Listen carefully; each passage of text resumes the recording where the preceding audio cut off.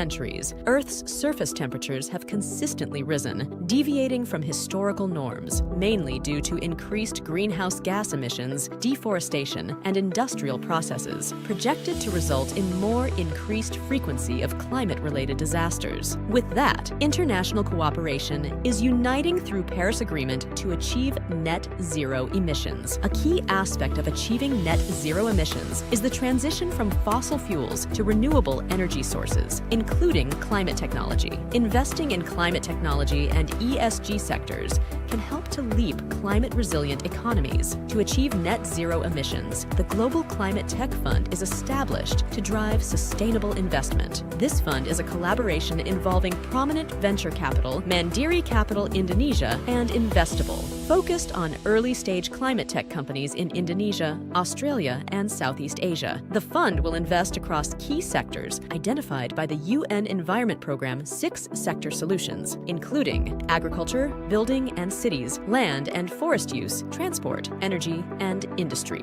Mandiri Capital Indonesia and Investable is working towards climate investment and SDGs impact through our initiatives. More than investment, the fund also acts as an enabler to bridge markets to drive climate tech innovation, strengthen market growth, and implement knowledge transfer on climate technologies across Indonesia, Australia, and Southeast Asia. Global Climate Tech Fund will foster its collaboration through synergy with SOEs that's worth $650 billion business ecosystem, Mandiri Group as sustainable banking to support synergy and integration with startups. The fund strengthens fundamental support by engaging with the APEC Business Advisory Council. Global Climate Tech Fund invites collaborators, innovators, and stakeholders to join this initiative through Expand Business Synergy, Strengthen Network, participating towards green investment through Global Climate Tech Fund. Together with this initiative, driving net zero emissions and sustainable impact towards the future. Global Climate Tech Fund. Scale and accelerate climate tech innovation.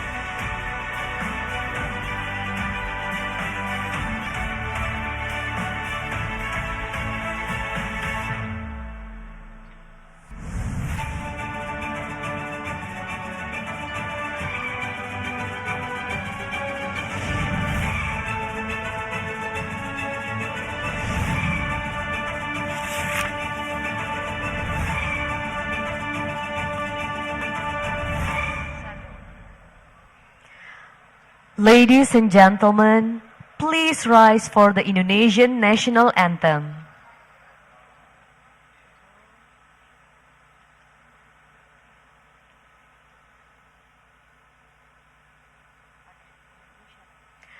Menyanyikan lagu kebangsaan Indonesia Raya.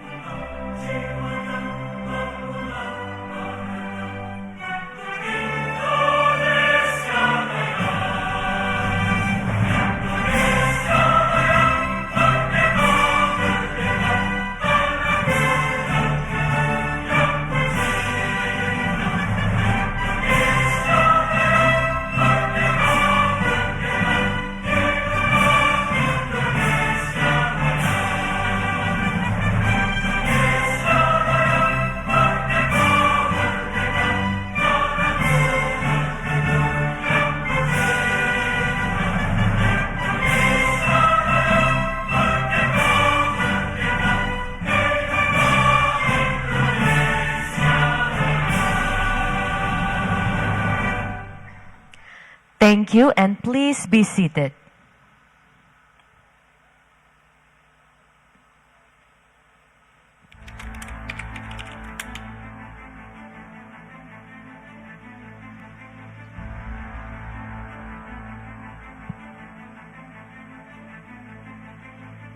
For most of our history, humans lived in harmony with Mother Nature. As life got easier, we disrupted that balance, irresponsibly exploiting our Earth. The unchecked global warming leads to a climate catastrophe. Achieving net zero emission by 2050 requires an annual 1.4 gigaton of carbon dioxide reduction. At the current pack, a 1.5 degrees Celsius temperature increase looms by the early 2030s. The crisis is global, and Indonesia is not exempt.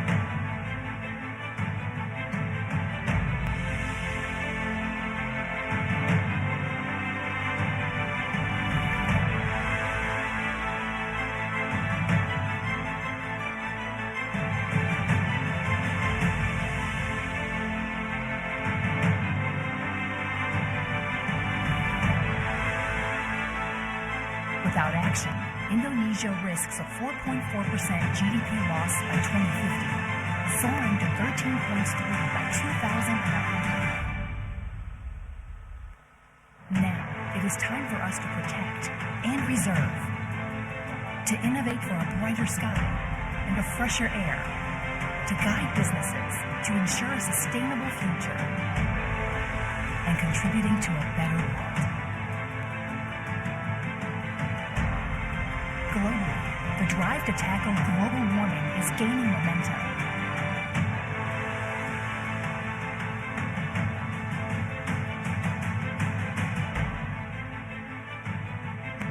As part of this movement, Indonesia launched its carbon market this year.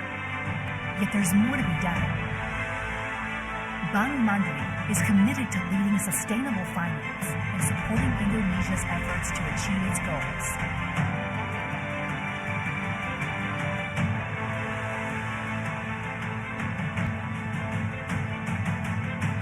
The second Mandiri Sustainable Forum calls for investors, businesses, and stakeholders to explore global and national ESG trends.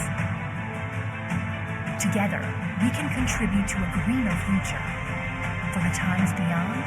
The future begins now. Mandiri Sustainability Forum 2023. Why now? What's next?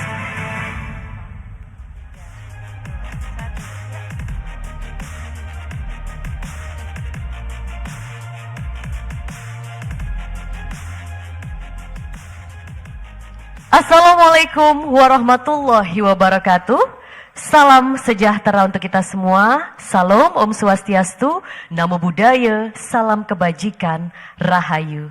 Distinguished guests, ladies and gentlemen, welcome to Mandiri Sustainability Forum 2023, Sustainable X, Why Now? What's next?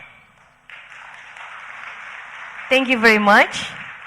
It's truly an honor for me to be your master of ceremonies for this remarkable event. My name is Maria Lizia Hasni, and I'm grateful for this privilege of guiding you through the insightful discussions, engaging panels, and networking opportunities that define this forum. First and foremost, on this prestigious occasion, ladies and gentlemen, we'd like to give a very warm welcome to our honorable guests and speakers. Good morning. And a very warm welcome to the President Director of Bank Mandiri, Bapak Darmawan Junaidi. Good morning, Pak Darmawan. Vice President Director of Bank Mandiri, Ibu Alexandra Askandar. Good morning, Ibu. The Board of Commissioners and Board of Directors of Bank Mandiri. Chief Executive of Capital Market, Financial Derivatives and Carbon Exchange Supervision of the Financial Services Authority or OJK, Bapak Inarno Jayadi. President Director of Indonesia Stock Exchange or IDX, Bapak Iman Rahman. And also to all distinguished guests who are joining us here in person and virtually. Bapak Ibu sekalian yang kami hormati, ladies and gentlemen, environmental, social, and governance or ESG criteria ini have risen to prominence in the ever-evolving financial landscape, signaling a significant shift from traditional investing to one that blends financial returns with positive societal impact. As this transformation continues to gain momentum, the role of regulation and the burgeoning carbon market, particularly in nations like Indonesia, emerges as both a guiding force and a cornerstone for ensuring the authenticity, effectiveness, and longevity of ESG efforts. This forum seeks to delve deep into the core of ESG carbon trading and sustainability, setting the stage for a comprehensive understanding and robust discussion on the current dynamics, regulatory influences, and future trends. Ladies and gentlemen, to get to know more about this event, we'd like to proceed with our first agenda of the day. To deliver his welcoming remarks, it is my pleasure to call upon to the stage the President Director of Bank Mandiri. Ladies and gentlemen, please welcome Bapak Darmawan Junaidi.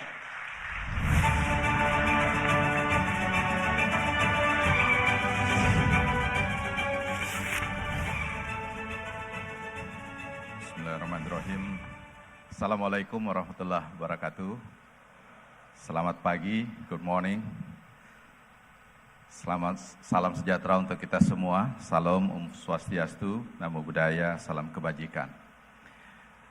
Yang saya hormati Bapak Inarno Jayadi, Kepala Eksekutif Pengawas Pasar Modal dan juga Financial Derivative and Carbon Exchange OJK, Pak Iman Rahman, President Director of Indonesia Stock Exchange, the Honorable Mr. Jonathan Luan, Head of APAC Sustainability Research for Bloomberg New Energy Finance, who joined online, I think. Mr. Dishal Gokaldas, Southeast Asia Leading Partner for Climate Risk Modeling from Deloitte, thank you. Mr. Sean Kidney, Co-founder and CEO of Climate Bonds Initiatives. Ms. Dewi Suyanti Tio, Country Manager of Global Report Initiative, GRI Indonesia. Mr. Stan Bourne, Chairman of the Board, U.S. Soybean Export Council. Professor Matthew Tan, CEO of Ascentov Aqua Asia and APEC Policy Partnership on Food Security. Mr. Roberto Rossi, Cluster President Indonesia and Timor-Leste of Schneider Electric. Bapak Arvan Arlanda, Founder and CEO of Jejakin. Bapak Andrinov Caniago, Wakil Komisaris Utama Bank Mandiri yang bergabung secara online, I think. Rekan-rekan direksi Bank Mandiri, Ibu Alexandra Askandar, Wakil Direktur Utama, Bapak Ibu Dewan Komisaris yang hadir pada pagi hari ini, ada Ibu Luke Larasati, ada Pak Mulyadi Raharja, Pak Heru Kristiana, and all the audience that is present both online and offline. In today's changing global economy, business has realized that creating lasting values goes beyond just making profit. With growing concerns about the environmental, social, and governance, business has been undergoing a big change.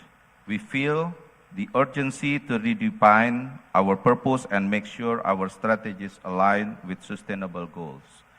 The financial sector is playing a crucial role influencing how the business operates. The decisions made by banks and other financial institutions about what strategies, products, and services to offer can encourage many business players to adopt sustainable practices.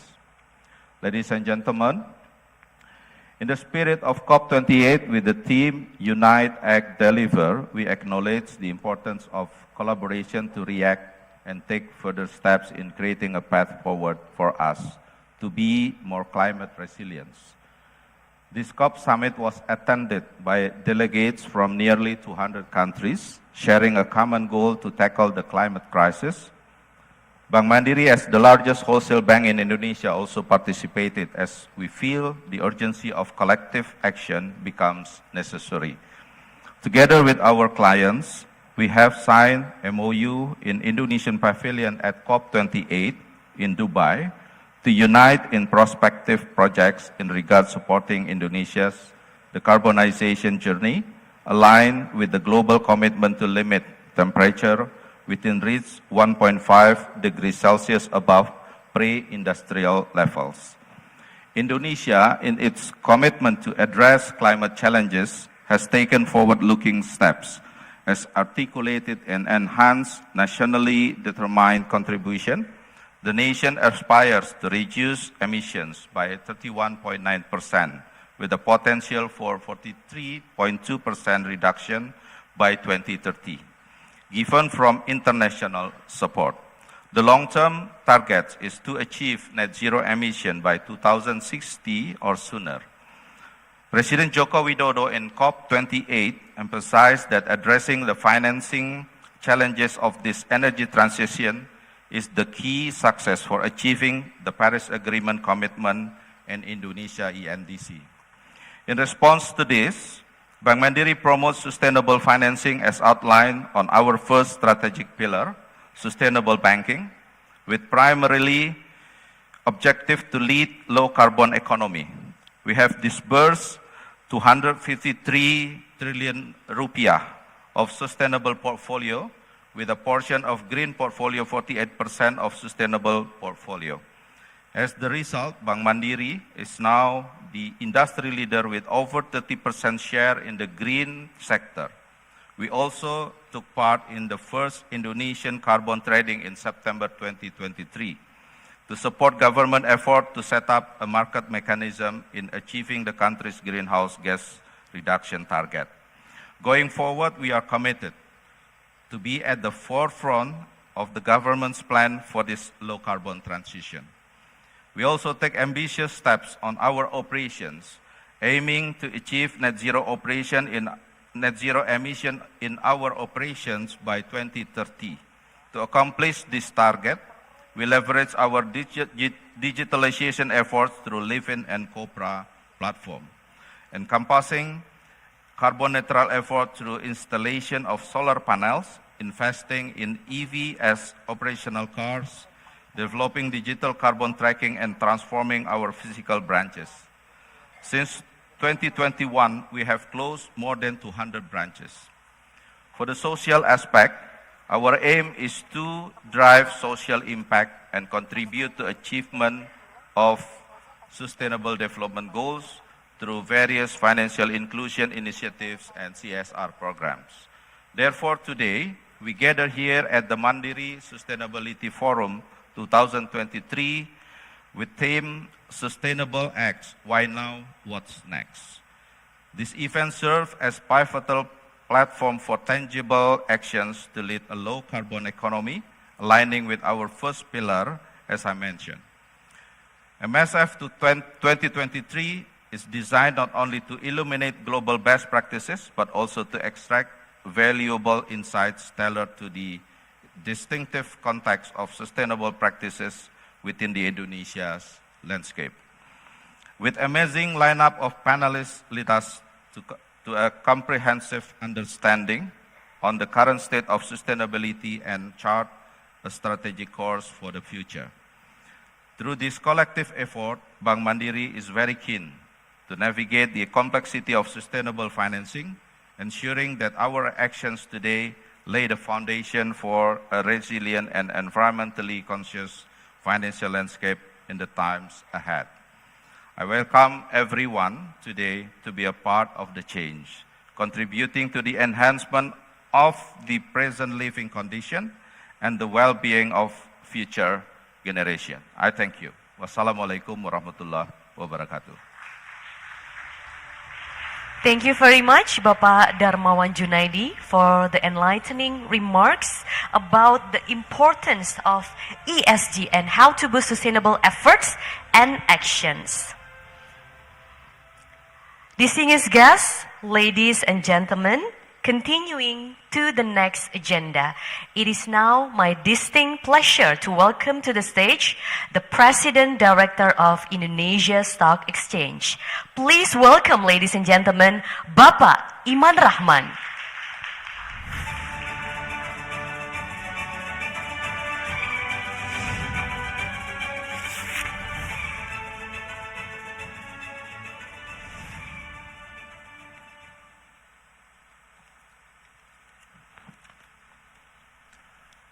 Bismillahirrahmanirrahim. Assalamualaikum warahmatullahi wabarakatuh. Salam, Om Swastiastu, Namo Buddhaya, Salam Kebajikan. The Honorables, Chief Executive of Capital Market, Financial Derivative and Carbon Exchange Supervision, Financial Services Authority or OJK, Bapak Inarno Jayadi, President Director of Bank Mandiri, Bapak Darmawan Junaidi, Vice President Director of Bank Mandiri, Ibu Alexandra Askandar, distinguished speakers and guests, and also all participants in this event. Thank you for inviting me in the Mandiri Sustainability Forum 2023, Sustainability X, Why Now, What Next? It's an honor for me, and I'm very excited to share with you our progress on the advancing ESG Indonesia capital market. Distinguished ladies and gentlemen, with the latest conditions of carbon market launched at September 26, 2023, IDX has fully transformed into multi-asset class exchange on top of equity and bond-based asset trading.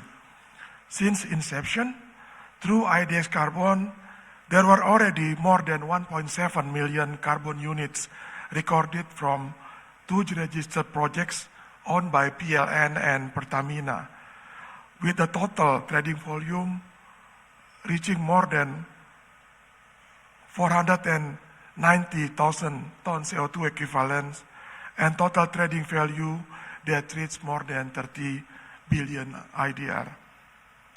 In terms of equity, our GCI grew by 3.1% year to date, along with the market capitalization that in the beginning of December reached 11,125 trillion rupiah, or around $700 billion, and trading value that reached 10.5 trillion rupiah. Apart from our 902 listed companies, we also have 50 ETF, 157 structured warrants, 4 types of futures, 9 ABS, 3 REITs, and 1 DINFRA. Furthermore, in terms of bond products, the total outstanding value of rupiah denomination reached 6,133 trillion rupiah, while the USD denominated reached about almost 600 million US dollar. Through SPPA, the average daily trading has reached now around 425 billion rupiah, or equivalent to 1.2% of the total outright bond trading market. Distinguished ladies and gentlemen, IDX together with related stakeholders has successfully launched IDX Carbon on 26 September 2023 to support decarbonization effort to achieve net zero by 2060 or earlier. IDX Carbon provides orderly, fair and efficient carbon trading. With a seamless platform, we believe IDX Carbon can provide benefits to all parties in carbon trading. IDX Carbon also complements initiatives in decarbonization and net zero for listed companies with the hope of attracting investment in Indonesia capital markets. Ladies and gentlemen, traditionally, the main factor that investors consider when determining their investment instrument is its return. However, in recent years, as we have collectively experienced the increasing impact of global warming, global investors have also been considering ESG factors as one of their main considerations of picking an investment. Since by the end of 2022, IDX collaborated with Sustainalytics to provide ESG risk ratings for 80 listed companies included in IDX 80 during that period to provide information to investors regarding ESG aspects. Based on the data until end of November 2023, 44% of listed companies with low ESG risk have experienced year-to-date stock price appreciation, which is higher compared to companies with medium and high ESG risk, where only about 40% and 30% of their stock price have increased respectively.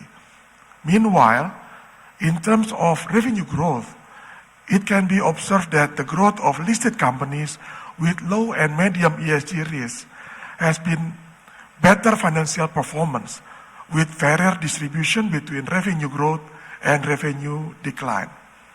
On the other hand, the average revenue decline is much more visible in companies with high ESG risk ratings. One important insight we can gather from this information is that transitioning to sustainable business practices may not necessarily have a direct negative impact to financial performance. Moreover, the increasing awareness among investors about the importance of conducting sustainability business, we anticipate that sustainability aspect will become a crucial factor in their decision-making process. IDX will keep on pursuing our stakeholders to implement ESG in their business while we also improve ourselves. In the Sustainalytics ESG Risk Report by 2022, published on September 12, 2023, IDX received a score of 16.9, indicating a low-risk category. This score demonstrated that IDX implements sustainable and responsible financial practices.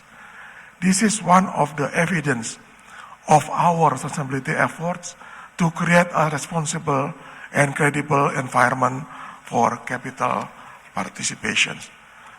Ladies and gentlemen, this is all that I can share with you on today's opportunity. Let's work together to make the Indonesian capital market an attractive and sustainable investment decision. Thank you. Wassalamualaikum warahmatullahi wabarakatuh. Thank you, Bapak Iman Rahman. Please remain on the stage, Bapak. Now we have the token of appreciation for you. Therefore, we'd like to request the President Director of Bank Mandiri, Bapak Darmawan Junaidi, come on stage to present the token of appreciation to Bapak Iman Rahman.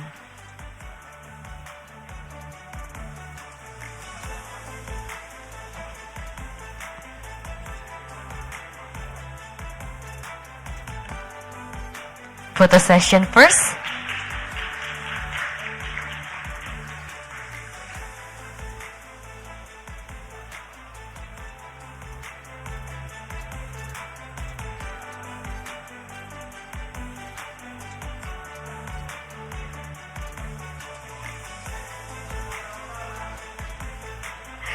Ladies and gentlemen, please give a warm applause. Thank you very much once again, Bapak Iman Rahman. And also thank you very much Bapak Darmawan Junaidi for your presence.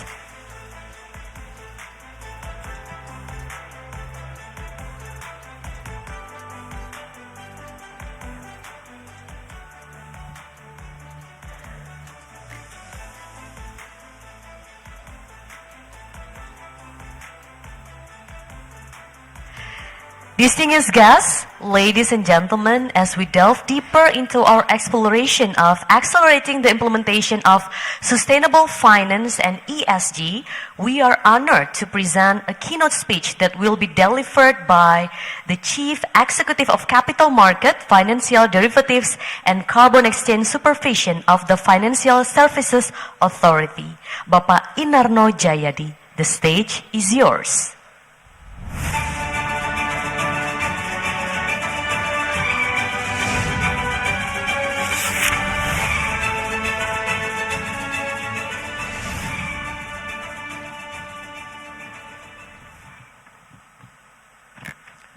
Bismillahirrahmanirrahim. Assalamualaikum warahmatullahi wabarakatuh. Shalom, Om Swastiastu, Namo Buddhaya, salam kebajikan. Yang saya hormati Bapak Darmawan Junaidi, CEO Bank Mandiri. Yang saya hormati Ibu Alexandra Askandar, Wakil Presiden Director dari Bank Mandiri. Pak Iman Rahman, selamat pagi, Presiden Director dari IDX, lalu tentunya juga Board of Commissioner dari Bank Mandiri. Tadi saya lihat Pak Mulyadi dan juga Pak Heru Kristiana, selamat pagi kawan saya. Distinguished speakers, panelists and moderator, Mr. Jonathan Luan, Head of APEC Sustainability Research, Bloomberg New Energy Finance. Mr. Dishal Golkadas, Southeast Asia Leading Partner for Climate Risk Modeling dari Deloitte. Mr. Sean Kidney, Co-Founder and CEO of Climate Bond Initiative. Lalu juga Mrs. Dewi Suyanti Tio, Country Manager Global Reporting Initiative, GRI Indonesia, Mr. Stan Bourne, good morning, Chairman of Board of U.S. Soybean Export Council, Mr. Roberto Rossi, good morning, Cluster President Indonesia and Timor-Leste Schneider Electric, Mr. Professor Matthew Tan, Chief Executive Officer, Ascentov Aqua Asia Limited. Good morning. Mr. Arfan Arlanda, Founder and Chief Executive Officer Jajakin. Mr. Professor Johan Sulaiman, Advisory Board of Mandiri Institute and Director of SG Fin Nus. and also the moderators this morning, Ms. Valerina Daniel. First of all, I would like to begin by expressing my appreciation to Bank Mandiri for hosting the Mandiri Sustainable Forum. This event demonstrates Bank Mandiri commitment to sustainability and Bank Mandiri proactive role in driving discussion on these crucial matters. This forum topic, Sustainable Acts, Why Now, What Next, is very relevant and timely as it relates closely to the ongoing World Climate Action Summit known as COP28 taking place in the United Arab Emirates. The summit is focused on taking concrete action and developing credible plan to fulfill commitments made in response to climate change. The global agenda created momentum for the development of a green economy as one of the new sources of economic growth. Developing a green economy will ensure that future economic growth is more sustainable and environmentally friendly, which will also lead to the creation of new jobs. Distinguished ladies and gentlemen, another global agenda that has already been ratified by Indonesia is the Paris Agreement, in which Indonesia has pledged to reduce greenhouse gas emission by 31.89% independently or 43.2% with international assistance in its NDC. The United Nations has created the 2030 Agenda for Sustainability Development, which aim to promote behavioral change, systemic thinking, and a holistic view. Sustainable development is a comprehensive concept that encompasses three aspects: economy, social, and environmental. This means that both current and future generations should have access to essential resources such as food, water, healthcare, and energy without causing excessive and unsustainable damage to the natural environment. Therefore, meeting the commitments for climate change will be an enormous task, especially considering the significant financing gap associated with reducing greenhouse gases and transition to a low-carbon economy. Achieving this global agenda requires careful planning, particularly in Indonesia case, where the government has identified that it will need around $5.7 billion or 81.6 trillion rupiah per year to support the transition to clean or renewable energy. OJK and others and other ministries are in constant dialogue on how to balance the transition process toward a green economy while maintaining growth. Honorable ladies and gentlemen, in light of the situation mentioned above, OJK is in favor of the government's dedication to fulfill the worldwide objective of addressing climate change by creating and executing plans for sustainable finance. The first roadmap for sustainable finance, 2015 to 2019, is an initial measure to increase awareness and equip financial institutions with the capability to integrate environmental, social, governance, or ESG aspect into their business operations. During the early stages of OJK's journey in helping transition Indonesia towards a greener economy, it was crucial to instill a mindset that prioritizes the implementation of ESG practices among our domestic market players.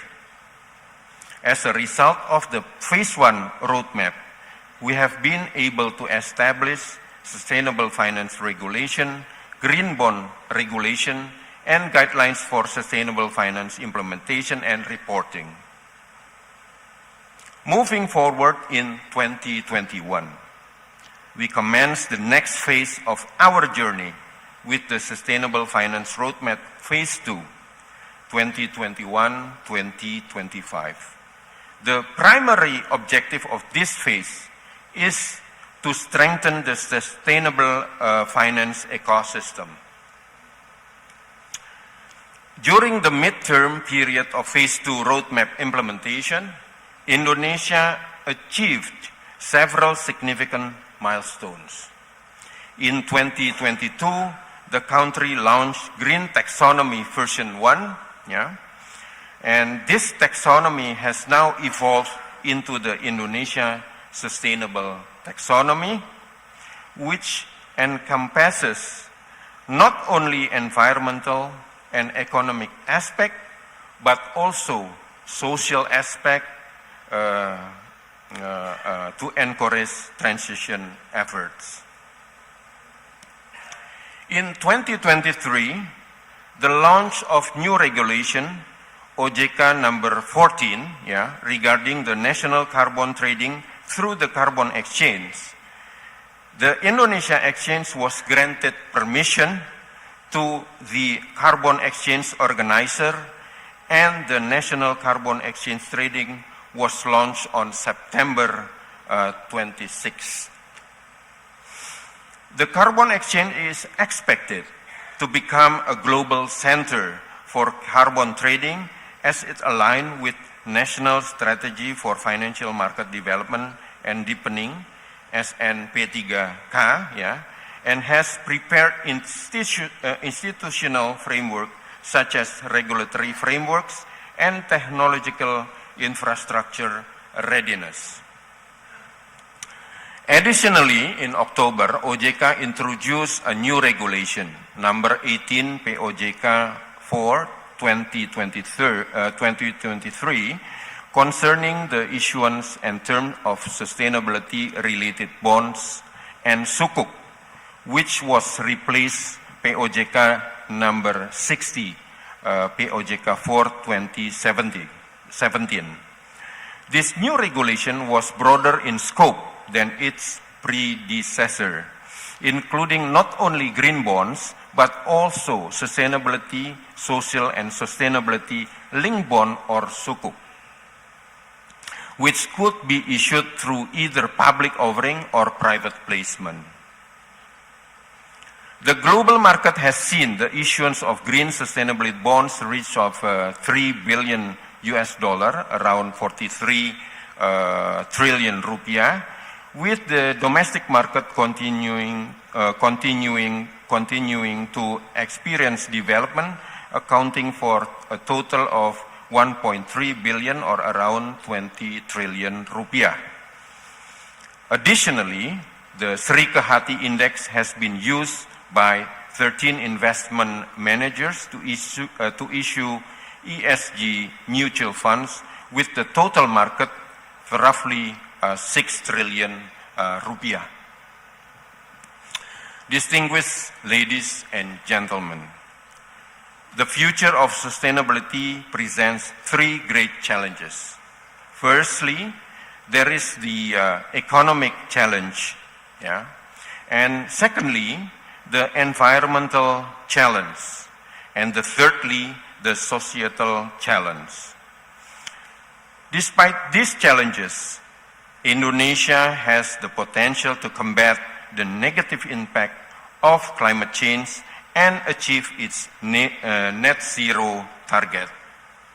To do so, Indonesia's existing natural capital must be maintained and developed carefully. In conclusion, I would like to remind everyone that being environmentally conscious and sustainable is not just an individual responsibility, but also a collective effort that requires all stakeholders to work together. This means collaboration with regulators, national standard setters, securities exchanges, financial institutions, investors, and academia. Only by working with all the elements within the ecosystem, we can build awareness and strengthen the capacity for a more sustainable futures. Finally, I hope you have a wonderful and fruitful discussion. Thank you very much.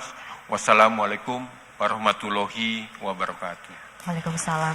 Thank you, Pak Inarno, for your important reminder and beneficial insights of ESG. Please remain on the stage, Bapak, as we continue to the token of appreciation presentation. Hence, we kindly invite to come on stage the Vice President Director of Bank Mandiri, Ibu Alexandra Askandar.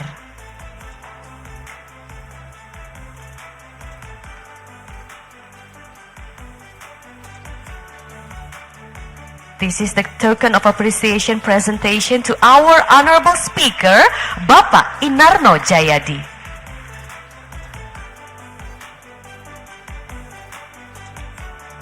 Thank you, Bapak Inarno and Ibu Alexandra.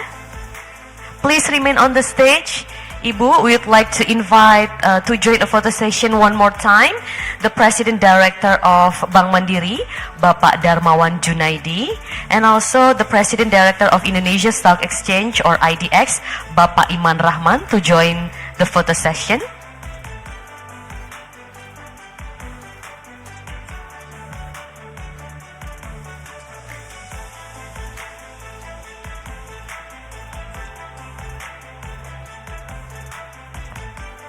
Let's take a photo session together. 3, 2, 1.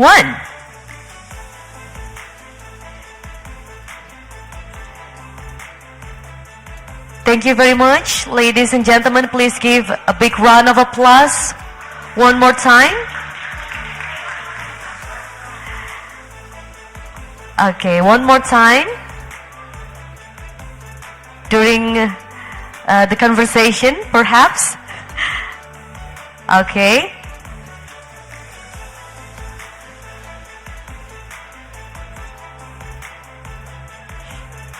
Okay, so it's a candid photo. Okay, thank you very much, ladies and gentlemen. Thank you for all the photographers. Thank you, Bapak Inarno, Ibu Alexandra, and also Bapak Darmawan Junaidi. Thank you very much. Bapak Iman, thank you.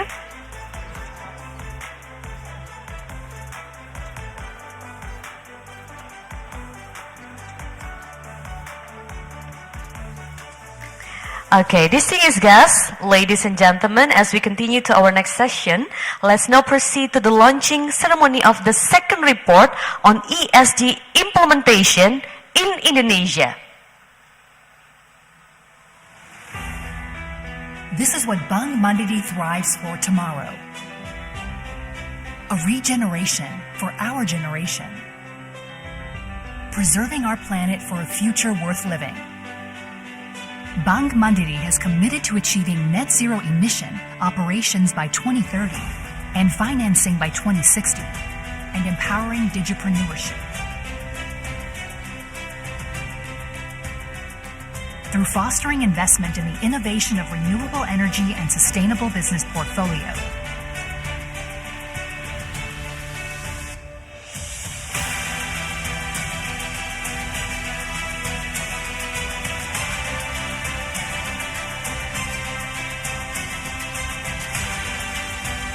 Actively integrating sustainability principles and practices into every facet of our business operations. To steer away from carbon-emitting activities.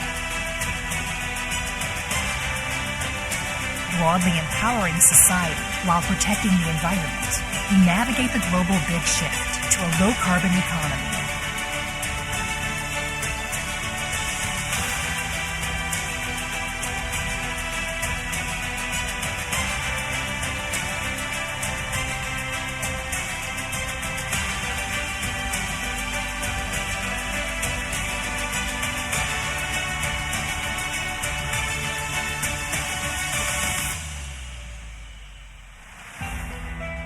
To support the initiatives, Mandiri Institute, in collaboration with Indonesia Stock Exchange, has conducted a comprehensive assessment of ESG implementation in Indonesia.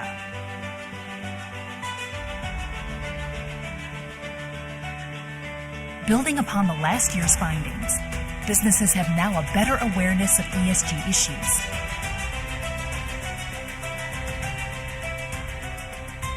Recognizing their impact on corporate value.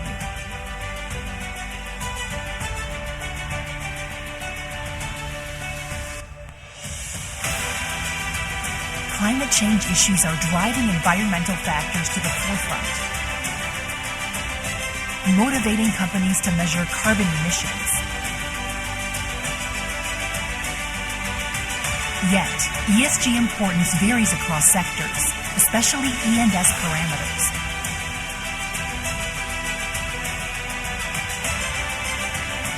With various existing ESG standards and frameworks, businesses will need guidance from regulators and policymakers. The second Mandiri Sustainability Forum marks our commitment on ESG implementation in Indonesia. And today we present this report as our contribution for a better Indonesia. Why now? What's next?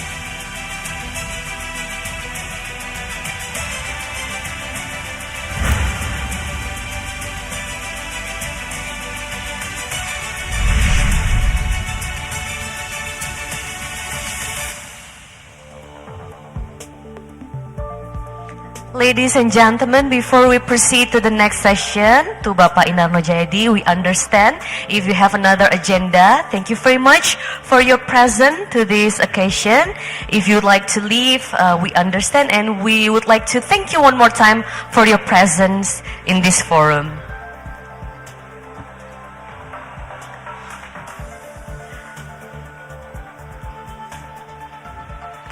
Ladies and gentlemen, please give a round of applause to Bapak Inarno Jayadi.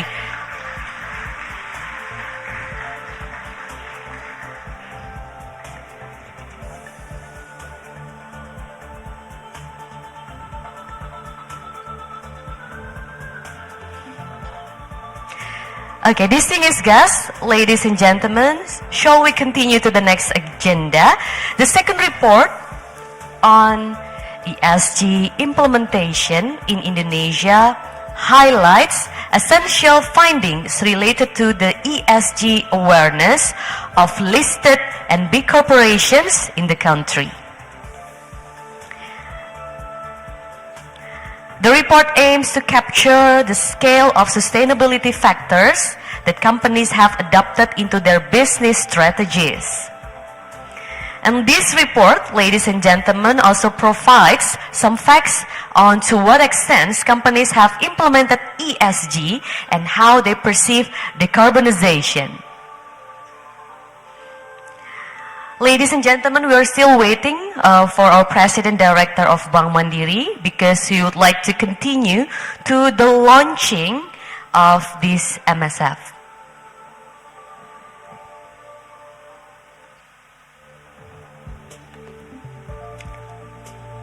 Okay, ladies and gentlemen, therefore, without further ado, we kindly invite to come on stage the President Director of Bank Mandiri, Bapak Darmawan Junaidi, the President Director of Indonesia Stock Exchange, Bapak Iman Rahman, and also the Vice President Director of Bank Mandiri, Ibu Alexandra Askandar.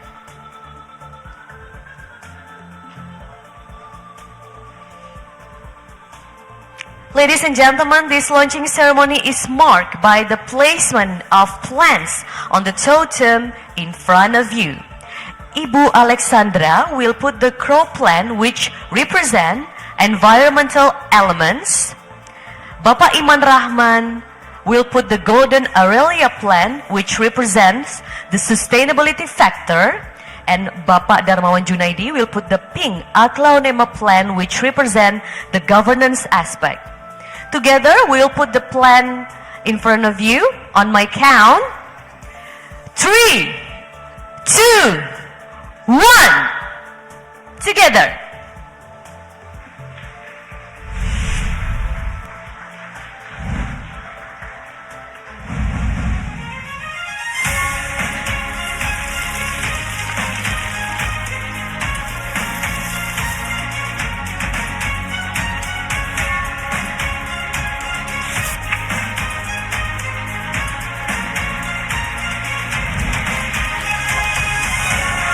Let's give a big round of applause, ladies and gentlemen. The second report on ESG implementation in Indonesia is officially launched.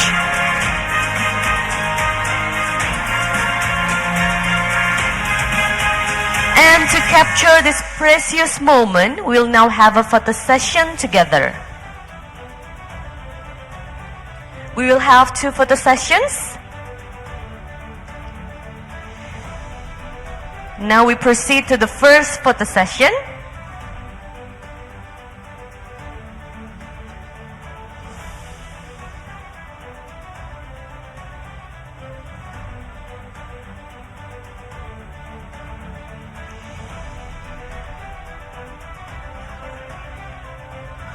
Please remain on the stage. Now we will take a second photo session, and we'd like to invite all honorable panelists and also moderators. Please come on stage to all of you.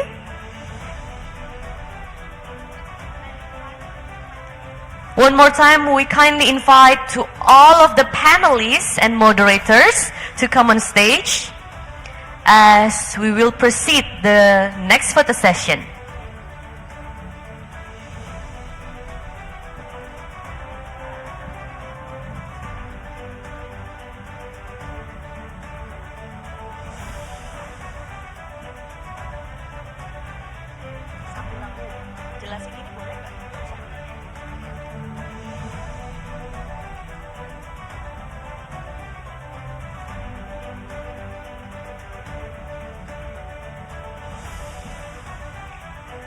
Don't forget to smile everyone one more time. 3, 2, 1.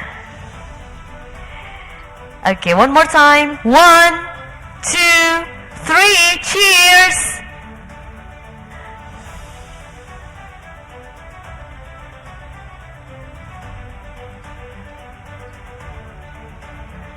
Thank you very much. Please give a big round of applause one more time to the launching of the second report on ESG implementation in Indonesia.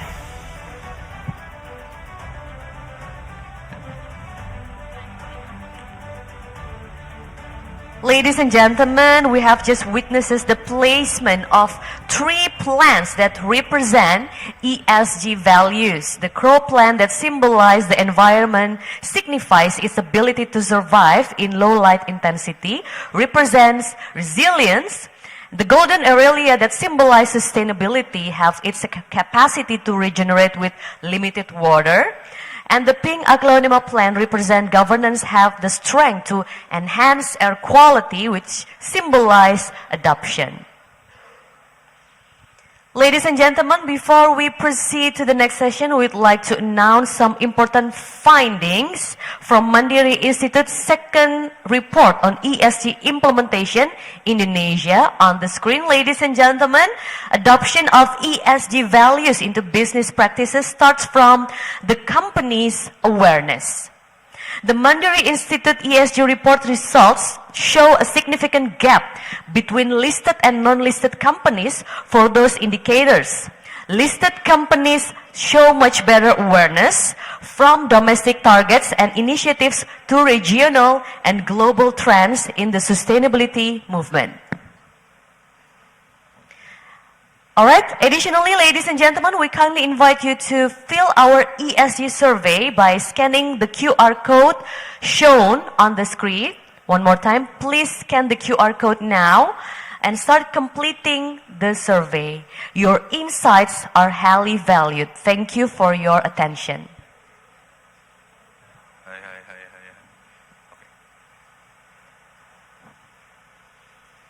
Distinguished guests, ladies and gentlemen, as we move forward into our first panel discussion, we kindly inform you that there will be a question and answer session. So for those who are attending here in the venue, you can deliver the questions directly to the moderator and speaker by just simply raising your hand. And now we are truly privileged to have a remarkable lineup of speakers for this session. But before we start the session, let's direct our attention to the screen one more time as we dive into our first panel discussion.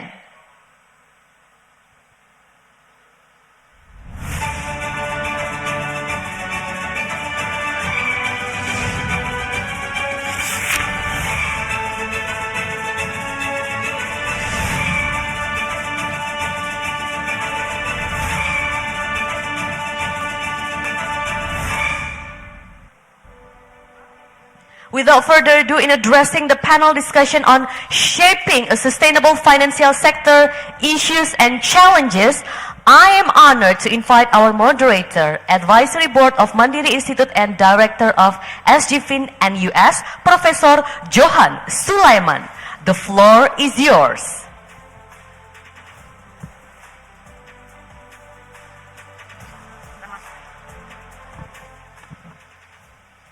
All right. Good morning, everyone.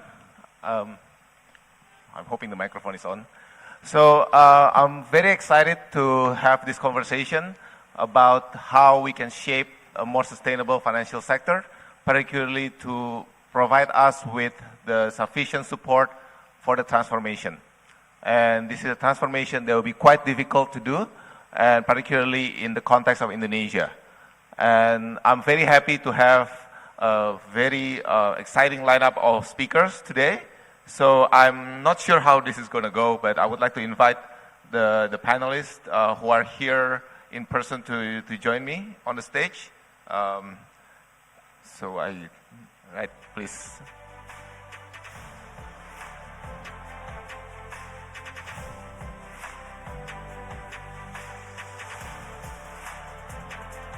All right.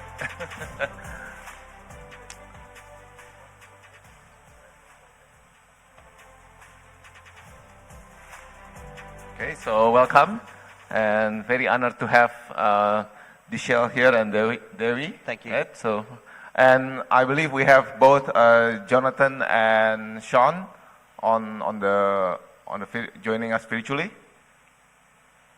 Yes, cannot see anybody. Yes, we have everybody. Okay, all right. So I'm going to start relatively quickly because we don't have much time, and I would like to allow some time for questions from the audience later. So I will start with actually asking Dewi, just perhaps you can share a bit more about how you think financial institutions, particularly in Indonesia, can better integrate sustainability reporting into their regular financial reporting. And I would like to start with this because then our discussion later will talk about frameworks and so on, but I would like to know about what is the reporting requirement or the reporting guidelines that you have in mind for the financial institutions. So a very good morning, everyone, and thank you for inviting GRI to be here today. So I'm Dewi, the country manager for Global Reporting Initiative Indonesia, Global Reporting Initiative country manager for Indonesia. And so for those who, I think all of you probably have heard about GRI. So GRI is an international non-profit organization, and we are specializing in standard setter for sustainability reporting.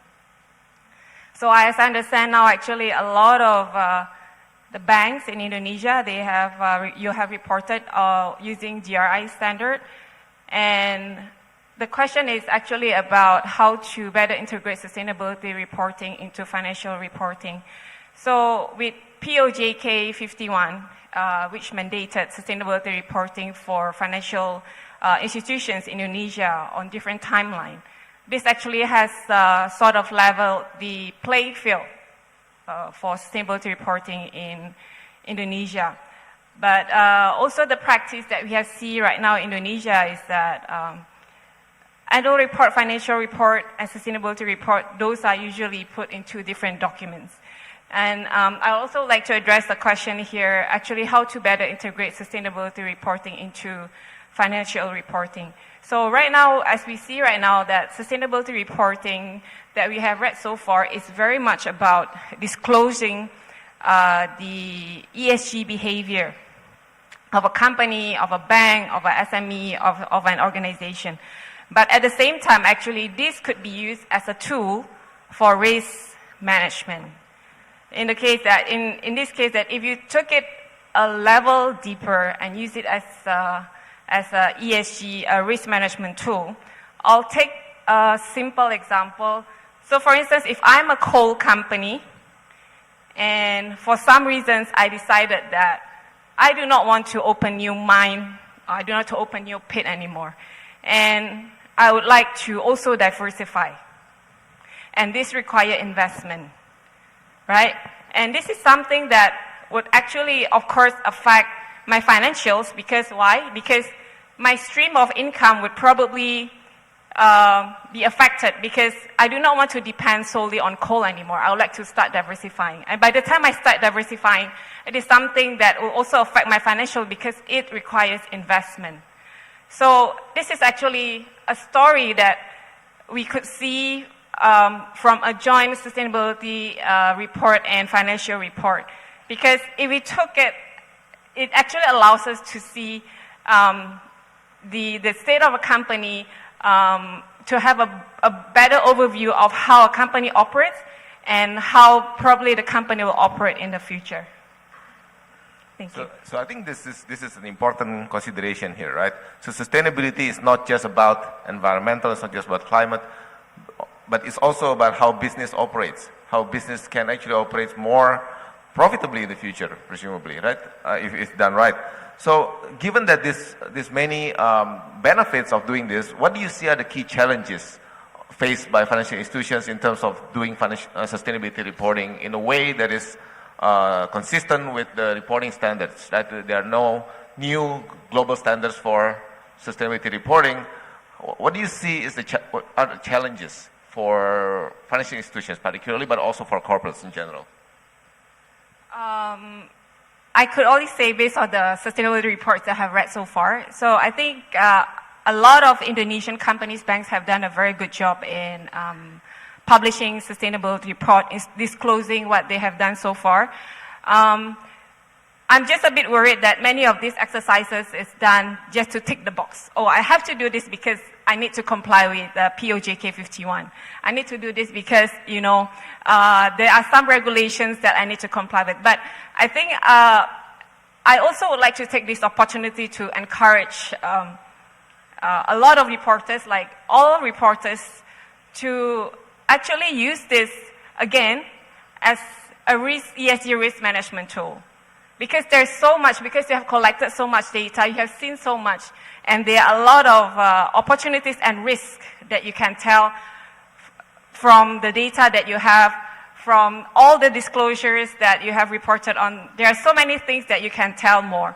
So I think please do not report just for the sake of reporting, but you know, use this also just to assess inwards and see what is it that you could do better, what are the risks and what are the opportunities, and how to better mitigate the risk. Right. Excellent. So I think I also would like to invite Jonathan. Jonathan is now appearing here behind us for the speakers.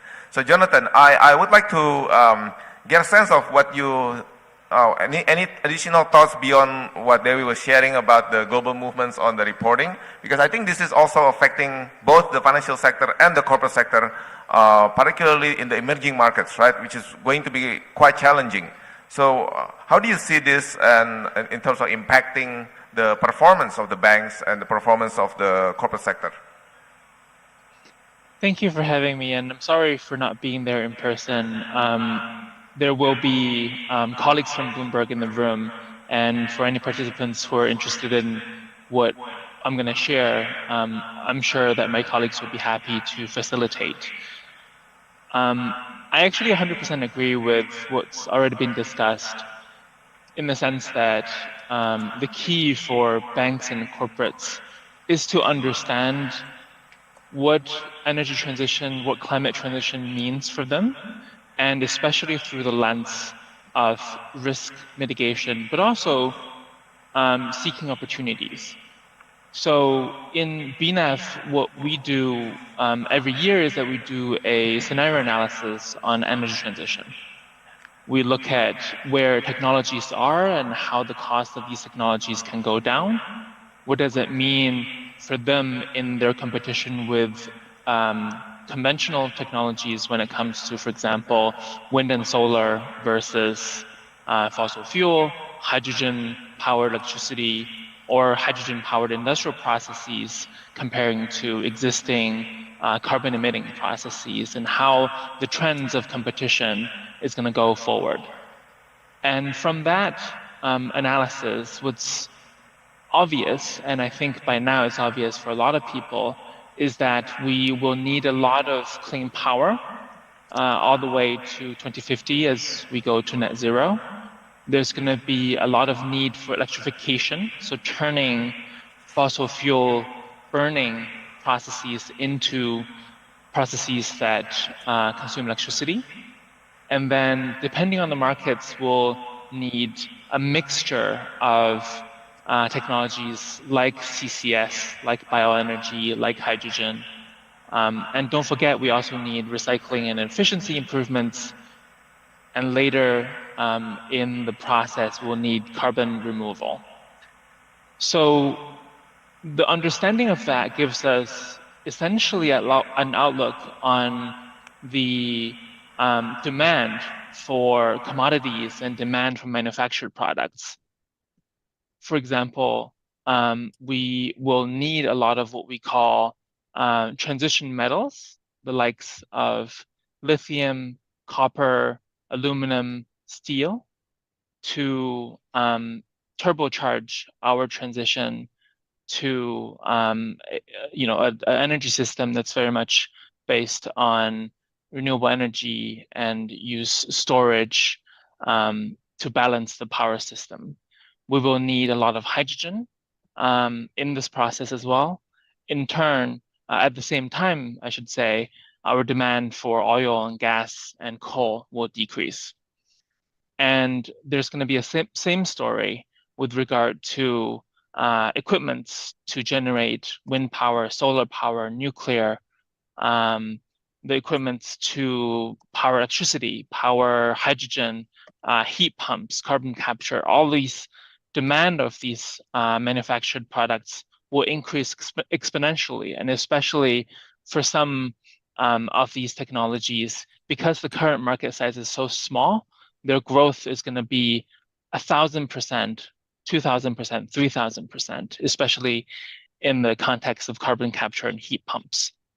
So what these demand changes mean is different companies, because of their current revenue composition, their current business lines, will see a different opportunity and a different set of pressure as we go to 2050. So, if you look at the many listed utilities, for example, in Indonesia, you will see that some companies have higher exposure in fossil fuels and gas. There are some companies that are more or pure play renewable energy players.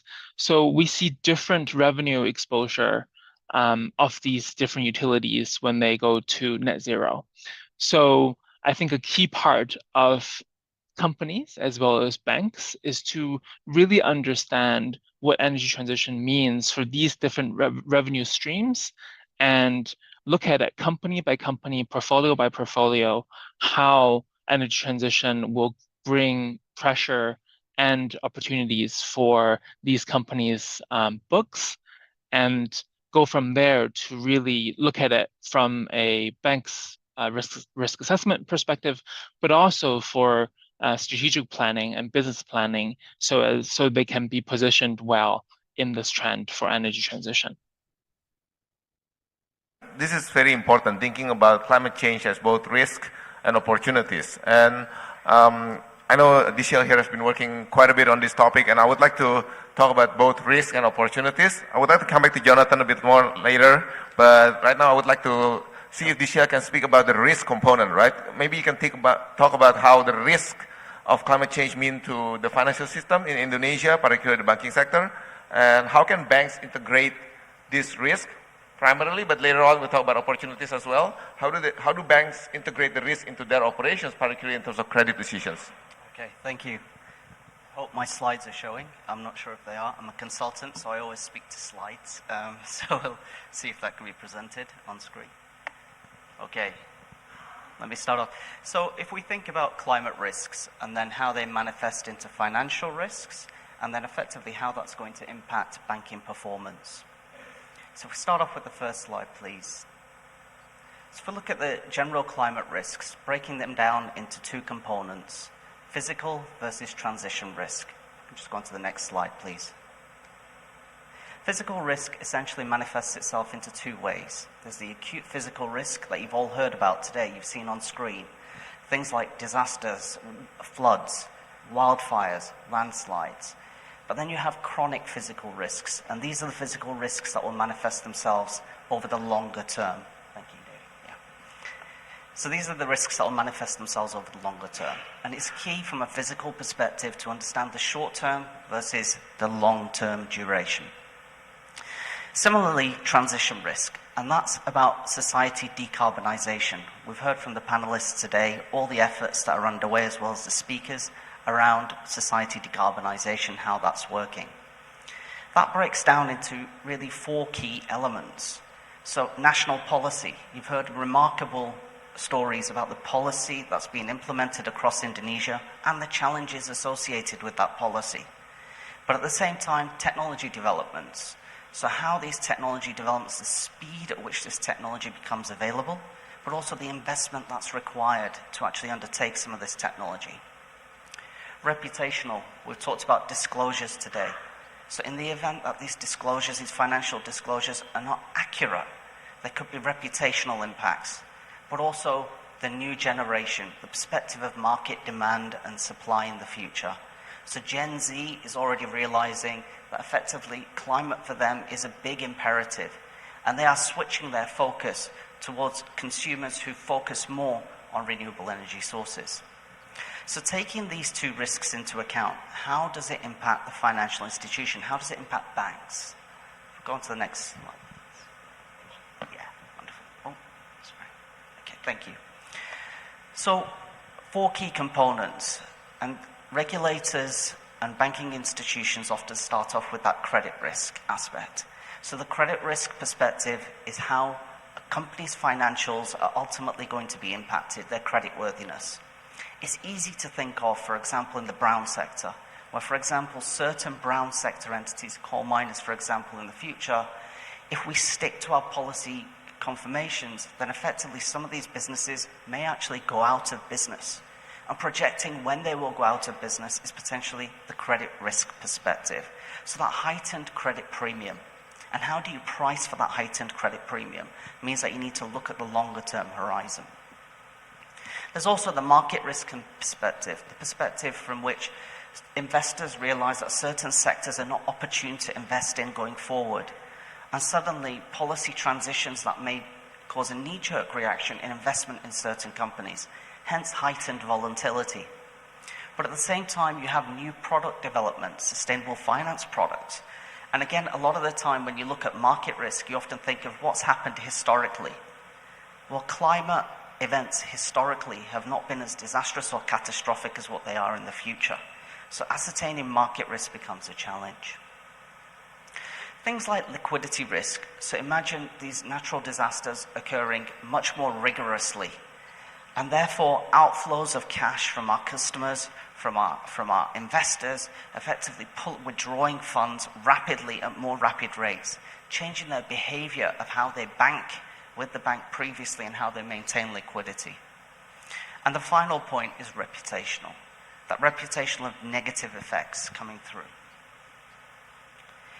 In terms of how ESG impacts a banking organization, it's very easy to think of ESG being responsible for the sustainability team, or when we say ESG risk, for the risk management team. But other departments play a key perspective, including things like internal audit, financing, understanding how finance charges change, as well as, for example, the operational teams in making sites more greener. So I guess I would like to get a sense of how you see the importance of having this sustainable and climate risk type of framework in the bank, right? Because we can talk about the different types of risks, but how do you actually quantify this risk in the framework? And particularly for many of you here who are interested in the sort of in how banks operate, right? We want to know how banks actually measure the risk presented by its portfolio, by its clients, by its customers. So do you have any thoughts on how climate is actually changing this risk? I mean, the way I see it is the following, right? If you think about Jakarta, for example, Jakarta is a low-lying land, and one of the risks here is clearly the sea level rising. So how does that being quantified in the bank loan portfolio? This idea that you may have stranded asset in North Jakarta. Yep. There's certainly a lot of modeling involved in terms of understanding some of these physical risk events. But if we look at climate, the foundational building blocks around ingraining climate and sustainability within the bank, three main pillars, starting off with our strategy. So we've heard about net zero commitments today, and quite often banks are setting their strategy, how to make this strategy operational. And that's where the two key elements come in. There's the element of climate risk management, which is effectively the internal processes around how do we make sure we stick to that strategy in the future, but also banks being that enabler for transition to occur, releasing new products such as through sustainable finance. And we saw some amazing products being released by Bank Mandiri already. Now, quite often there's complacency sometimes that builds up when the task and the volume of initiatives are required. So you see this initiative, and also ESG is a daunting initiative for many banks. There's often complacency around lack of data, lack of disclosures, not enough opportunity from a sustainable finance perspective. So what are banks really focusing on? Well, the key element is that key enablers that we see at the bottom, the foundational blocks, already starting with acquiring the right talent to drive ESG initiatives and communicate them throughout the bank, building upon data, analytical, and to your point earlier, around the modeling capability, what if scenarios happen? Ingraining that then across things like stress testing, so climate risk modeling, climate risk stress testing, understanding how portfolios may change as well. Let's dive a little bit deeper. So if we look at that risk management layer, understanding from a strategy and governance perspective, then articulating the size of the problem within a banking institution, looking at the risk identification, assessing how to address those risks, doing that scenario analysis and stress testing and forecasting exposures, but then monitoring that. Setting a net zero strategy is not about doing it on day one and leaving it, and that forms its view. It's a continual cycle of evolution of monitoring this. And lastly, disclosures. Just move on to the final slide, which is effectively allowing how do banks allow for that, enabling that transition across the industry. And this is where Mandiri has been working quite extensively to set up their sustainable finance frameworks, effectively understanding the maturity of where they are vis-a-vis international players, but also committing to reducing their financed emissions over time and releasing new products. So having all of these catalysts in place are the right things to be done. We've also seen from today's participation of how invested the board of directors are in such a change, which is where we're seeing a lot of global players also advocating that there's the right level of seniority to take these decisions.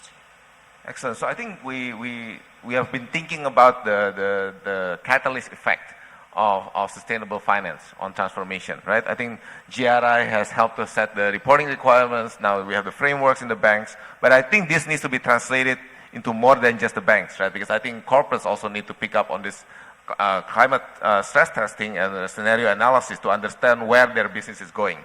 So I think the other, this is where I think Sean is going to come in and and jump into this conversation by telling us a bit more about, how do you think about the various innovative financing instruments, climate bonds, sustainability bonds, green bonds, can catalyze the solutions to climate problems, right? What are, then I also would like to hear more about the risks associated with these bonds, because I know there are many investors here who are thinking about investing in sustainable bonds or sustainability-linked bonds, and the concerns would be, what are we getting from these type of bonds, not only in terms of the impact, but also the financial returns. So Sean, welcome, and maybe you can share your thoughts. Look, the key thing about these bonds is there is no risk compared to other bonds. The whole point of the green bonds and so on market is equivalent risk yield with a bonus feature, which is that the proceeds are then being used to address environmental challenges. It's a very simple idea. So for a portfolio owner, it's a simple switching opportunity. If you, as a portfolio owner, are concerned about longer-term risk, you have an opportunity to switch over your portfolio, to switch out the stuff that doesn't address long-term risk as well as achieve risk yield, to other bonds that achieve your risk yield exactly the same and that bonus feature. I mean, really, the question I would put to a portfolio is why not? And frankly, that's what's happening globally. We have very strong demand for these instruments in every market that I can point to. In the Indian domestic market, for example, the sovereign has issued green bonds, is about to do so again, and has shown significant, substantial retail appetite and domestic appetite in rupees in a way that banks were surprised about. They didn't think about it. In Nigeria, where we helped the Nigerian government issue sovereign green bonds, the pension fund industry came out and said, great, we want more. So in that sense, it's very simple. But look, green bond issuance is simply a signal of what's happening. The underlying entity still needs to be doing stuff. Otherwise, there's no potential to issue green bonds. Marketing themes do work, though, right? In terms of getting people excited and interested. And typically, green bond issuers come back to us at least and say, it's been fantastic. The engagement I had with investors, fixed income, and the equity investors who'd like the fixed income product has been so good. We want to do more. And most issuers I speak to who have done one, then rush around trying to find more things to put in. That creates a great internal dynamic, I have to say. This is part of the real change. And then we get something happening, in sovereigns. In Europe, for example, every single sovereign has run out, green bond sovereign, has run out of things to put into the green bond going forward. And they're now scrabbling around, talking to the ministries about what more they can do, which will qualify. Fantastic. Internal pressure from Treasury, not the Ministry of Climate Change, Treasury, to do more in this area. That's exactly what we're trying to create. For investors, we're getting them used to the idea of looking at these kinds of investments, and we've done something very important in the green bond market. Very important. We've switched the idea that investing in climate solutions is a cost, a burden, an extra effort, to one where actually it's easy and it's an opportunity. In fact, green bonds globally have largely outperformed ordinary bonds. It's become a plus. So compounded by the fact that most global investors have seen the strong action, the targets set by major economies around the world, China, US, Japan, Europe, have all made strong 2030 as well as 2050 commitments. And they're saying, okay, it looks like the future has been decided. It will be green. The question now is a speed issue, how quickly it's going to happen and who's going to be a winner and loser. In that kind of context, in the confusion around change, and this is what we have now, right? A rapid change process underway. They're using green bonds as a signaling device. If someone issues a green bond, or preferably 2 or 3, that's a clue. That means they're doing something to address the challenges of change of going forward, the global economic shift. They are future fit. And in some markets, like in Sweden, for example, investors tell me that if someone hasn't issued a green bond, the first question they ask is there something we should know? Is it, have you actually looked at this issue? And so on. And that's the kind of dynamic that's coming from this particular issuance. It doesn't solve the problem in the sense that there's a lot more to be done. We need energy policy to be updated, upgraded. Of course we do. It creates space, political space, and headroom in the finances to be able to do these sorts of things, creates demand by investors to do it. But our elected officials, our ministerial officials still need to take all this action. Our corporations still need to take the action. And the thing that's changed this year is a growth of an understanding and appreciation and a demand for transition plans looking forward in terms of what people are doing now. And in Europe and in the UK and in some other countries like the Philippines, listed corporates are now required by law to publish transition plans of how they're changing their business, reducing their carbon to be in line with 1.5 degree targets. This is a big change. Every single listed corporation in Europe has to file this. In Japan, the regulator is telling me it's not a mandatory regulation, but everyone is doing it because the regulator and the government are pushing that as well. So that's a big change. That's forward-looking. There are new metrics, new requirements going through. We've, at the Climate Bonds Initiative, launched new criteria for the certification of transition plans in key sectors. Energy utilities will start early next year, for example. And the whole point is to provide investors confidence about the underlying transition plans as they come through. And any organization that has certification, all their debt qualifies. And through this, you can see how this market's going to grow quite quickly. Our investors are going to get more engaged going forward. So there's some changes, of course.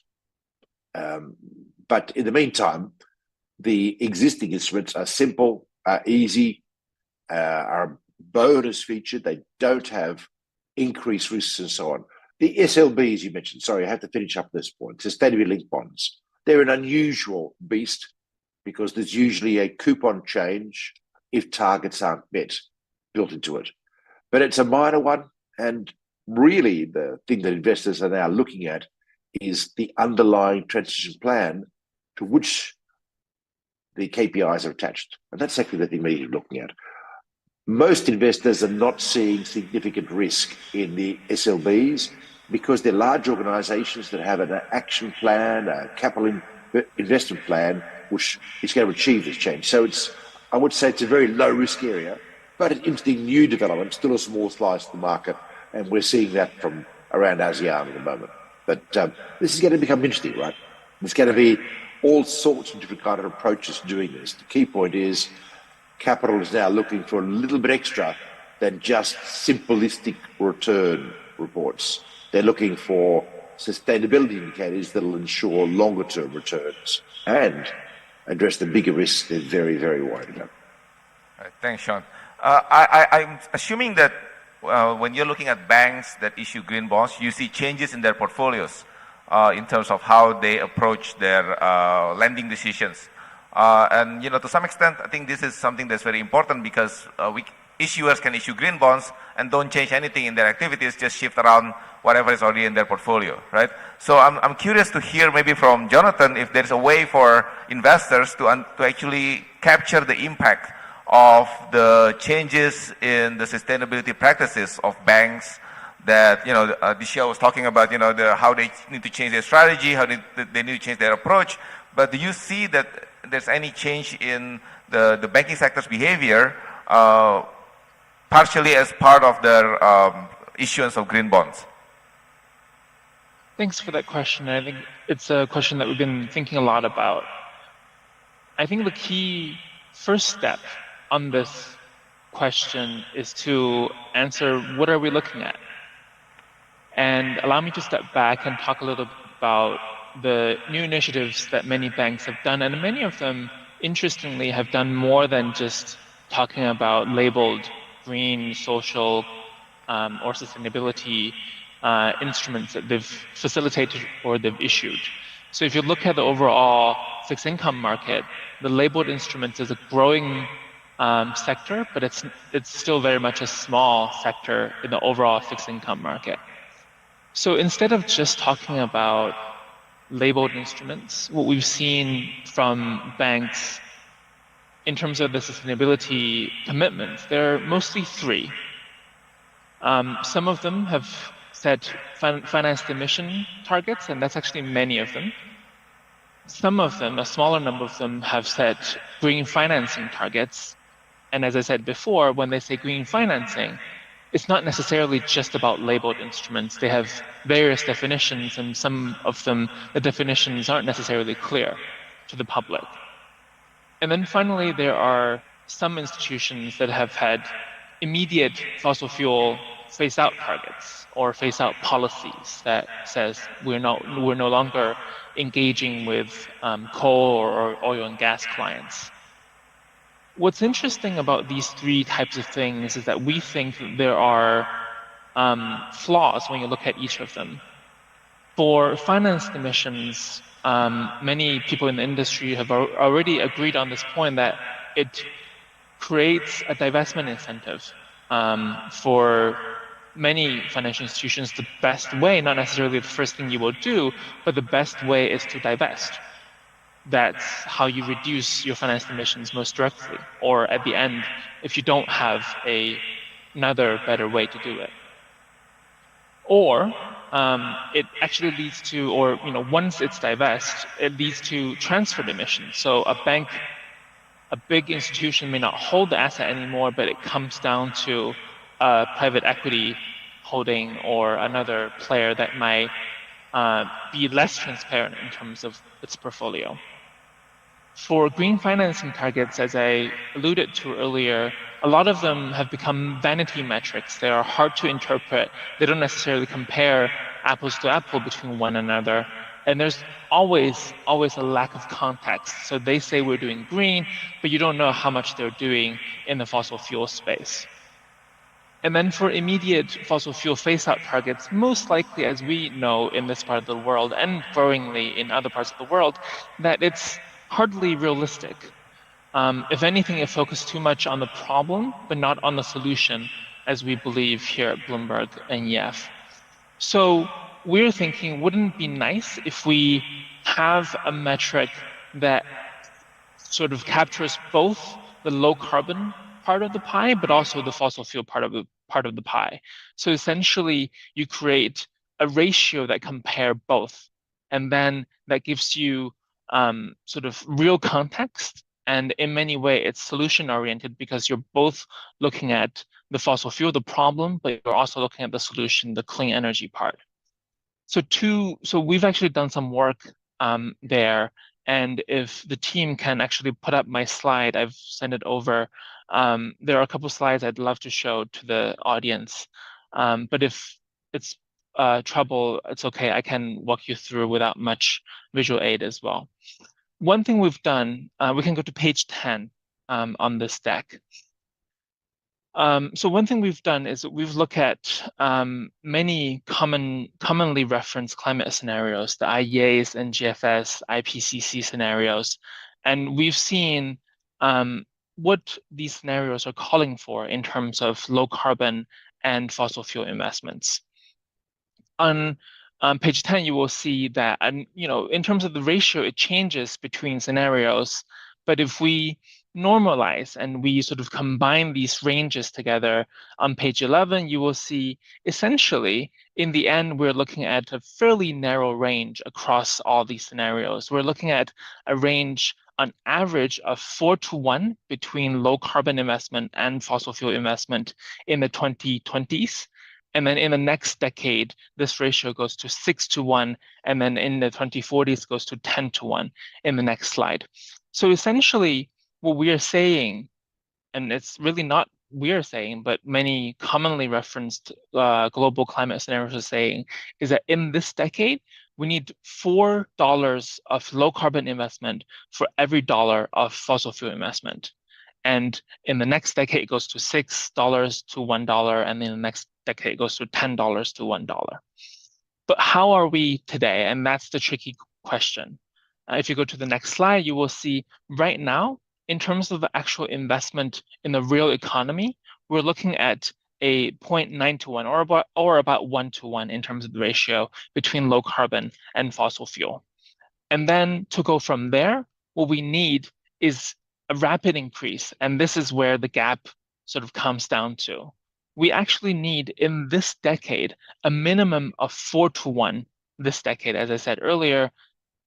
But between where we are now, which is 1 to 1 to the 4 to 1, we actually need about 7 to 1 by the end of this decade. So $7 for low carbon energy investment to $1 of fossil fuel investment. So this is the situation in the real economy. How are the banks doing? And coming back to the question, next slide shows you that in the banking world, the banking facilitation into energy supply, the ratio is about 0.8 to 1. So it's about the same. They're not exactly the same money. So there's a difference. There's a bit of refinancing. There's a bit of time lag between banks facilitation and companies actually investing in the real world. But the ratio is about the same. It's about 0.8 to 1 today. And if you look to the next slide, you will see that we can group this data by region, by sector, by company. So if we just look at regions, European banks currently are doing better as a group comparing to other banks in other regions. For them, the ratio currently is about 2.6 to 1. So they are ahead of others. The China banks, North American banks, or banks in the Asia Pacific. By the way, the Indonesian banks are currently at about 0.1 to 1. So it's around the similar level as banks in Africa and Middle East. European banks are doing better, but again, as I said, they're not to the speed where we need them to go, which is 4 to 1 in this decade. In the next slide, you will see a long list of banks in their individual banking ratio, as we call them.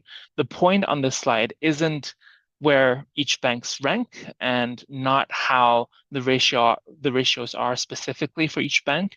But the key point here is to underscore the necessity for us to look at both low carbon and fossil fuel activity from banks.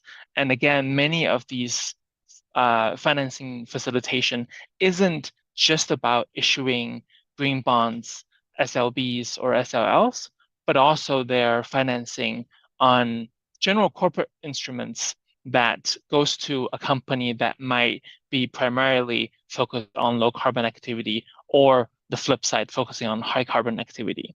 So it is about capturing these kind of general corporate facilities as well as labeled green instruments, and then comparing both sides to give you a view of how banks are actually doing in the overall energy space, and to go from here to a rapid increase to 4 to 1 by the end of the decade. That's what we're trying to sort of promote. And what we've found through this work is that some of the banks have already started to think about this in this landscape, to look at both low carbon and fossil fuel. Clearly, our data that we can get from the public market isn't complete. For example, we don't know exactly how bilateral loans are looking like in terms of low carbon and fossil fuel. So again, this is to say that our data, our ratio, the point of this research, the point of this analysis isn't the exact number of the ratio, but the idea that we need to look at both at the same time. It's relatively useful, Jonathan, so thank you for sharing with us. I'm sitting here thinking that what is important is not just the current ratio, but also the trend of where the ratio is going. And I'm assuming that you're putting a very high bar for us to achieve 4 to 1. But as you said, Indonesia is 0.1 to 1, so we are still about 40x below what we need to be. But I guess the banking sector is typically the reflection of the economy, right? The banking sector cannot move by itself. It needs to move with regulation, it needs to move with policy, it needs to move with economic development. And because of that, I think the Indonesian banks to some extent is still struggling. They are still struggling in this aspect. One potential issue that I see here is that with the current reliance on fossil fuel and the current reliance on coal-fired power plants, to phase out these power plants will take some time.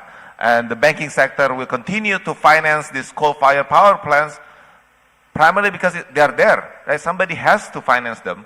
And if we don't finance them to some extent, what we will see is stranded assets. It could be divestment. It could be potentially worse actors running the coal-fired power plants, potentially increasing emission in the meantime, right? So to some extent, the banks have to take on some of these things on their balance sheet, which will increase their current emissions. And my sense is that, going back to Michelle's point earlier, what we need, and I think Sean also mentioned this about transition planning, we need more transition planning by banks to tell us exactly where they are going, right? It's not just, oh, we're going to drop everything by 2030 and then it's going to be easy after that, right? That's not going to be the case here.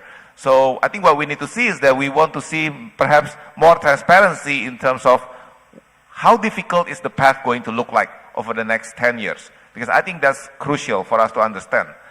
And I want to go back to, I think Sean, currently you're at the COP, so perhaps you can tell us a bit more about what's going on at the COP, particularly in terms of helping the emerging markets in this side of the world to try to phase out or phase down fossil fuel. I'm going to allow you to choose which phrase you're going to use, phase out or phase down fossil fuels. Look, there's a lot of things that we need to do. Energy is only one of them. Land use changes, for example, we're going to have to deal with because of the impacts of climate change. One of the things that's very clear at this COP is that climate change is going much, much faster than had been expected. We now expect to see every year significantly increased extremes of heat around the world, in Uttar Pradesh, in Sichuan, in southern USA, and more volatile weather, which means floods, droughts, etc., and storms, frankly. Indonesia is in a bit of a sweet spot of avoiding some of these. To the north, the Philippines, typhoons are going to get far, far worse. But we can expect lots of changes going forward, and we've got to prepare. So one of the big topics on the agenda, I've spoken in numerous panels and sessions about this now, is resilience measures. How do we prepare? When it comes down to green finance, yes, we've got mitigation as number one. And frankly, we need to be very tough on the changes we need to make compared to what we've been doing in the past. And the International Energy Agency came out with a new report a couple of weeks ago, or a few weeks ago, I should say, and despite saying that there is clearly a difference between emerging markets, richer countries in terms of the pathways to change, there's still no room for new fossil fuels anywhere unless they can meet close-down timetables that are very difficult. In rich countries, coal plants need to start going in 2030. And this is to have just a chance of maintaining a livable climate for our kids. If we miss this window, it gets much, much tougher in many sorts of ways. So this is the key message that's coming out of the COP. On the other hand, there are some positive messages which give some indication of the extent to which the global economy is shifting, and also an indication of positive opportunities for banks and companies in Indonesia. It's clear that in major countries, policy issues, tax credits, subsidies have become the norm. In Japan, the GX Green Transformation Program is a vast program, 20 trillion yen in government support, which has already started, and they're issuing green bonds to fund that, by the way. In the US, the IRA has turbocharged the whole electrification sector, clean energy sector, and things like green hydrogen. In Europe, the Repower EU, the sustainable aviation fuels legislation, all a number of initiatives mean that Europe is going to beat its targets by 2030. We see headlines that because of the invasion of Ukraine, emissions went up. They did for a short period, but they also emboldened Europe to more radically pursue change. Is it enough? Not yet. And I'm sure Jonathan would back me up on that. We need to have much sharper changes going forward, but there's no doubt it's shifting. We've seen a major initiative by development banks, and Ajay Banga, the new CEO of the World Bank, has done a great job of bringing together all the global development banks to talk about working together, pooling resources, and so on. We've got a proposal on the table about pooled resources to support currency exchange risk, which would be useful for people who are trying to borrow internationally to fund domestically. But we've also seen increased appetite on display for domestic currency issuance by international investors, or at least for PTSMI level issuance, that's high grade issuance. We have cost of capital for green being absolutely central to so many discussions at the COP this year, which is great because that's exactly the point. We need to reduce the cost of capital for green in places like Indonesia quickly. You know, a solar plant is essentially money. The live property cost is the money. The panels and so on are a relatively small amount of the cost. It's the borrowing cost. Over 20 years, 2/3 the cost of the plant is actually interest payments. So we really need to work in this area, and we are now working in this area. In richer countries have started rolling out green bond guarantee schemes available in Indonesia now to reduce to provide guarantees and reduce the cost of capital. This is all underway. The global supertanker of the economy is changing. There is no doubt there is new opportunities coming through quickly. This is why nickel's booming in Indonesia. Critical minerals are going to be a significant new revenue stream, a commodity boom for many countries around the world. And of course, I'm going to say fantastic policies of Jokowi to move processing of minerals into Indonesia will provide further opportunities for wealth creation and so on.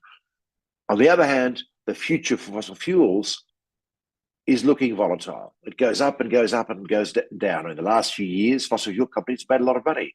But if you look at something like the future, the gas contracts going forward, we've seen some important shifts which give you indication of change of sentiment.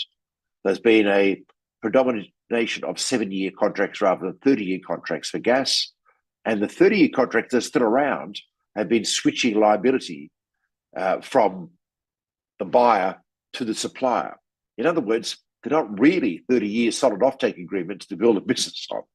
And as a result, we see many gas producers asking for European government support, guarantees and so on, for developing the gas fields. But understand what's really going on here. Uncertainty on the part of investors that this stuff is going to work out. Uncertainty because they think the global economy is shifting green and demand is going to dry up at some point. They don't know when, they don't know how. All they know is it's looking a bit crazy going forward. And so we need to reshift our portfolios accordingly. We need to reshift our economic policies at a national level accordingly to ensure that we can create wealth for Indonesians going forward with future economic or growing economic opportunities and avoid being caught up in the detritus of the 20th century. And I think that's the agenda at COP. It's a very interesting time. So I think just want to recap one thing, which is that if your business model is depending on what happens on COP, I think you need to think harder about what is the risk of your business model, right? Because if every day you're opening newspaper and you're getting concerned about what's going on at COP, I think we need to rethink the business model, right? We need to think about ways to improve the business model so that we don't have to rely on what's going on at COP. So Sean, thank you again for sharing that with us. I have many more questions. You can see, I mean, this is my list of questions. But I do want to open the floor for some questions. So if you have any questions, maybe particularly here, you can raise your hand, and the mic will come to you. Please introduce yourself for those not here. Okay, thank you. My name is Siddiq Badruddin. I am the Chief Risk Officer for Bank Mandiri. I'm quite intrigued by the ratios that were presented by Jonathan on how low the ratio between low carbon investment versus fossil fuel investment in Indonesia, 0.1. And I think it's a ratio will depend on numerator and denominator. I think the banks here, including us, are very keen in terms of expanding our financing to the low carbon emissions. But for us, sometimes we saw that the issue is on the supply side. So I think it would be interesting to hear your thoughts in other markets where the ratios are actually much higher than ours. What are the silver lining inside or key success factors that those markets can actually achieve that high ratio? Are those the government's kind of policies and incentives to the players in the market, or a significant reduction in terms of dependency on coal, fired factories, or what else? So I think maybe we can learn from in Indonesia on how to actually increase this 0.1 to somewhere a more decent number. Thank you. So Jonathan, if you want to share a bit, but I want to jump in just to say that I agree with you, the problem is the supply. And we need to think harder about how to increase the supply of these projects that can be financed. So Jonathan, please. That's absolutely correct. I think the point of our research is A, we need to look at both sides of the coin, and B, it's not a financing issue. It's an everything issue. It's a policy issue, it's a infrastructure issue, it's a labor issue, it's a societal issue, and it's a revenue stream issue. As Sean said, as many other speakers have said in this panel, we need to hands on deck to get the supply of low carbon technologies up a notch. And here we've had, Sean just mentioned a number of countries making big strides in coming up with new government policy. In different markets right now, there are different challenges. In Europe, for example, grid infrastructure is the challenge, and it will take time to resolve that. But I think another point to sort of get to this is actually the cost of financing that Sean also mentioned. We think that, especially for green instruments, one trend that we've seen in the past is the greenium, essentially the cost of borrowing advantage for using green instruments have essentially disappeared. So there's not a lot of attractiveness when it comes to cost of borrowing for issuers to issue green. Now, there are other benefits that are not necessarily quantified into the cost of borrowing that are beneficial for issuers to issue green. For example, a credibility that they're doing something, as Sean mentioned as well, and also the attractiveness and exposure to other high-quality investors in other parts of the world that will encourage issuers to issue green.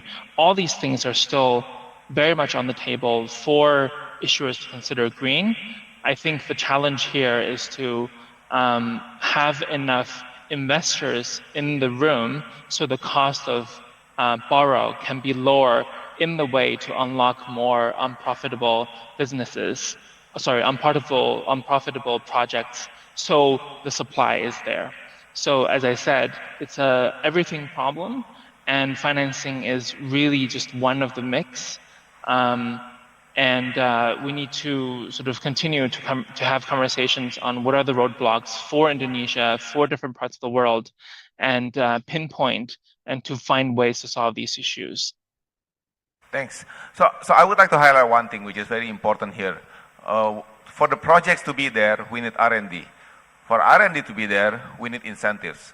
And for incentives to be there, I think we need policies that are geared towards encouraging innovation in the space of sort of the renewable energy sector.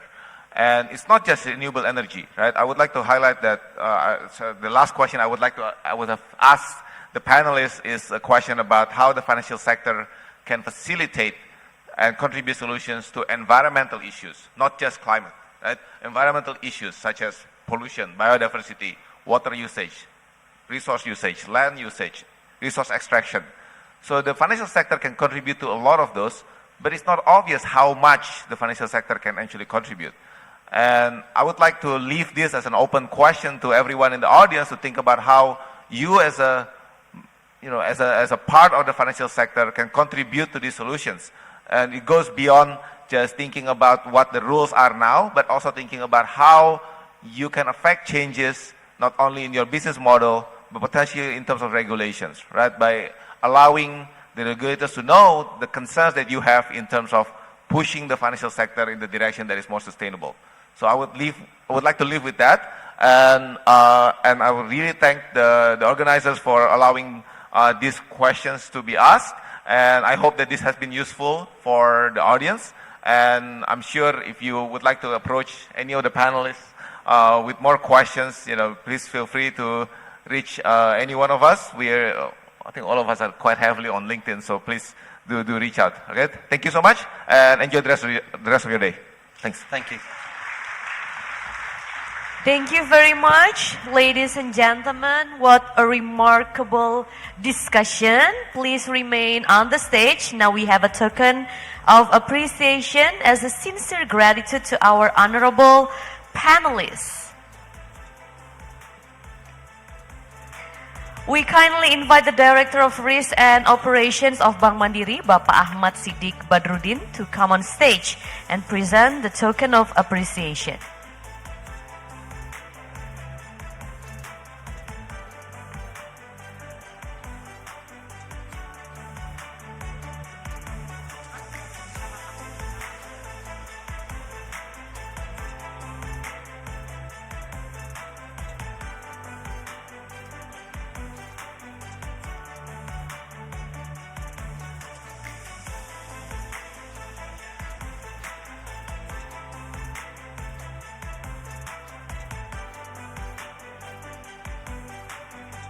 Once again, ladies and gentlemen, let's give a round of applause for our honorable panelists and moderator. Let's have a photo session to capture this precious moment.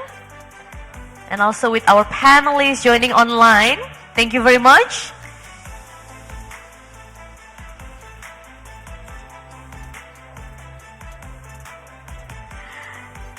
Thank you. What a beneficial discussion and insights for this panel discussion. A big round of applause one more time, ladies and gentlemen.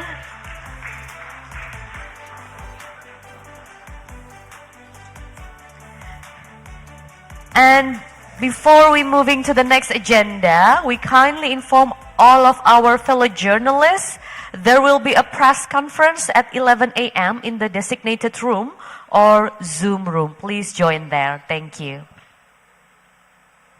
All right, distinguished guests, ladies and gentlemen, as we transition to the next session, I'd like to announce some more important findings from Mandiri Institute's second report on ESG implementation in Indonesia on the screen. Highlighting again in the report that a high level of awareness will also lead to actions. As listed companies have better awareness, this translates into more companies committing to net zero, hopefully leading this initiative into action. About 63 of listed companies surveyed already calculate GHG emission, while we see a lower percentage rate for private companies. And Scope 1, direct emission, and Scope 2, indirect emission from purchased energy or power, seem easier to measure or calculate among all types of emission. Meanwhile, only a few companies have successfully measured Scope 3 emissions, which result from across the supply chain because the emission come from outside the company's direct control.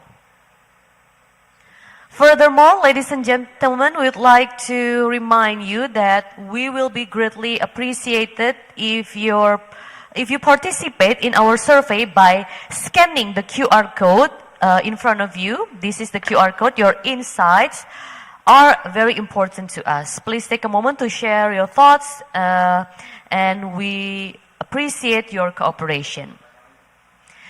All right, distinguished guests, ladies and gentlemen, our forthcoming session will delve into the first crucial topic of ESG adoption, which will be focused on how technology promotes sustainability and increases competitiveness for the agriculture sector, a lesson learned from the U.S. soybean industry. Therefore, without further ado, I kindly request the presence of the Chairman of the Board, U.S. Soybean Export Council, Mr. Stanborn.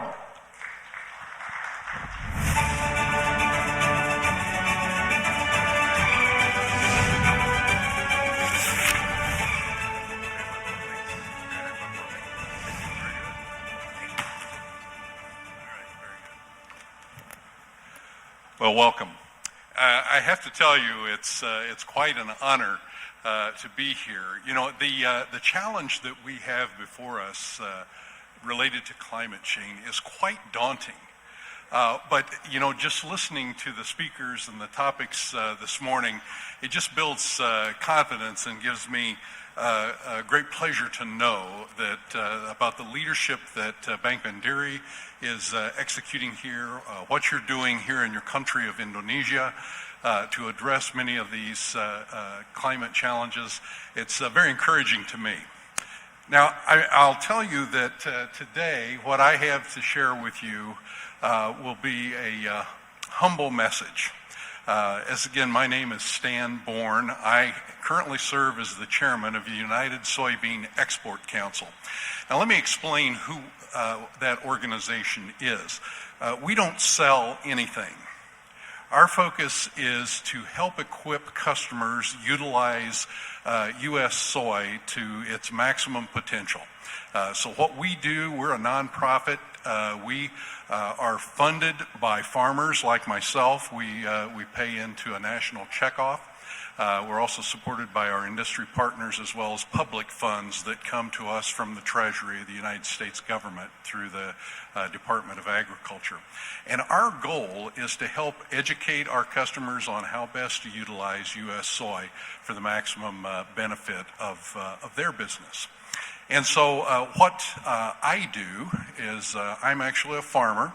I raise soybeans and corn in the state of Illinois, which many of you have probably heard of Chicago. That's near where I farm. And in the United States, we have 30 different states. They're depicted here on the screen. This is the 30 different states that grow soybeans and provide those to our customers, like here in Indonesia. And we produce that in a manner that we believe is sustainable. And I'm going to explain my story to you today. Now, as I said before, it's humble and it's simple. And here's what I want you to understand.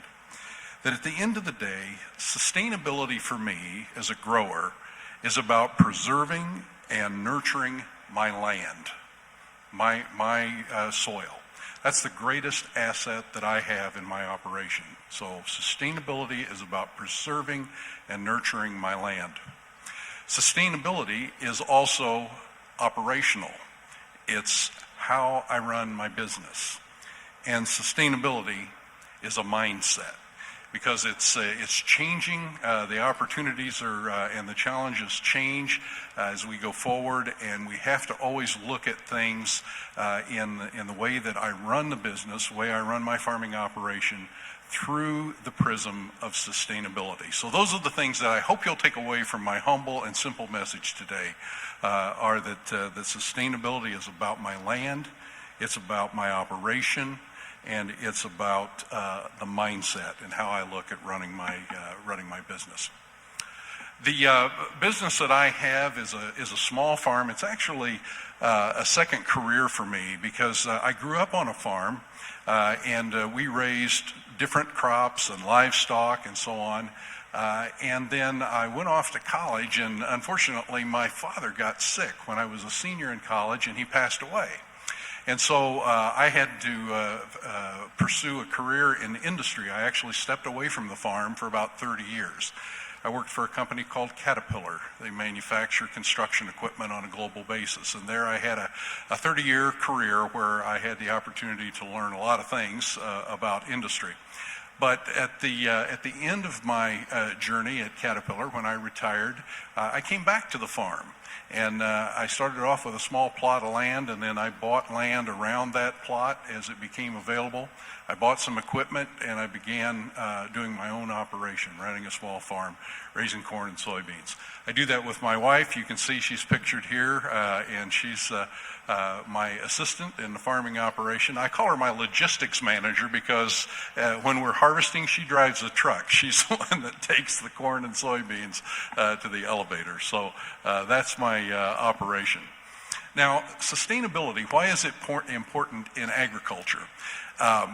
The fact of the matter is that farmers understand this concept of sustainability because we've been doing it for quite some time. You know, almost 100 years ago in the United States, we had a situation called the Dust Bowl. And that was a situation where we had been over-farming our land, and nature took vengeance on us. And the Dust Bowl was a time when we didn't get rain, we were farming and overworking the land, and we got drifting of the soil that went all the way from the western extremities of where we grow all the way to the East Coast. And it was a very bad situation. We learned valuable lessons from that. And so our focus in farming is to make sure that we reduce the impact, the environmental impact on our land, because at the nexus of environmental sustainability and economic viability is where those two things intersect is profit opportunity for me as a farmer. So the things that I do to control the environmental signature on my operation also help with controlling the profitability and viability, sustainability economically of my operation. And it also results in higher quality products to our customers. Now on the left you'll see a quote there. This is actually a motto, a creed, if you will, on my farm. And that is, the land is the host, we are only the guest. And what that speaks homage to, and again it gets back to sustainability, is that that land has been there for generations. It will be there for generations way beyond me. I'm only a temporal steward of that asset. And so we have to make sure that we take care and operationalize sustainability in the way that we manage and preserve that land. Now, the thing that shaped my outlook, I told you that I was spent about 30 years in the industry.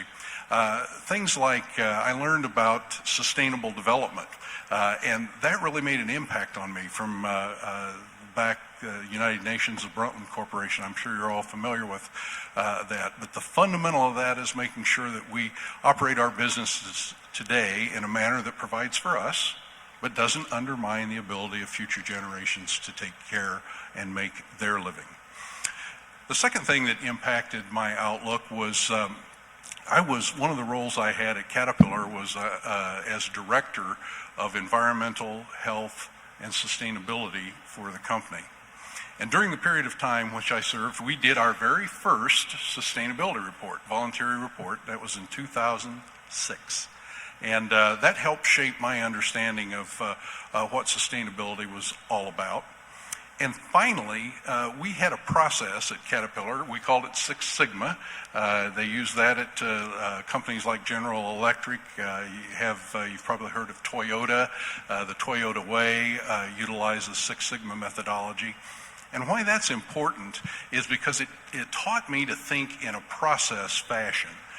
So it's about processes. So those three things, the understanding about what sustainable development really meant, having the experience of producing our first sustainability report at Caterpillar, and getting schooled in Six Sigma and understanding process mechanics really shaped how I operated my business on the farm.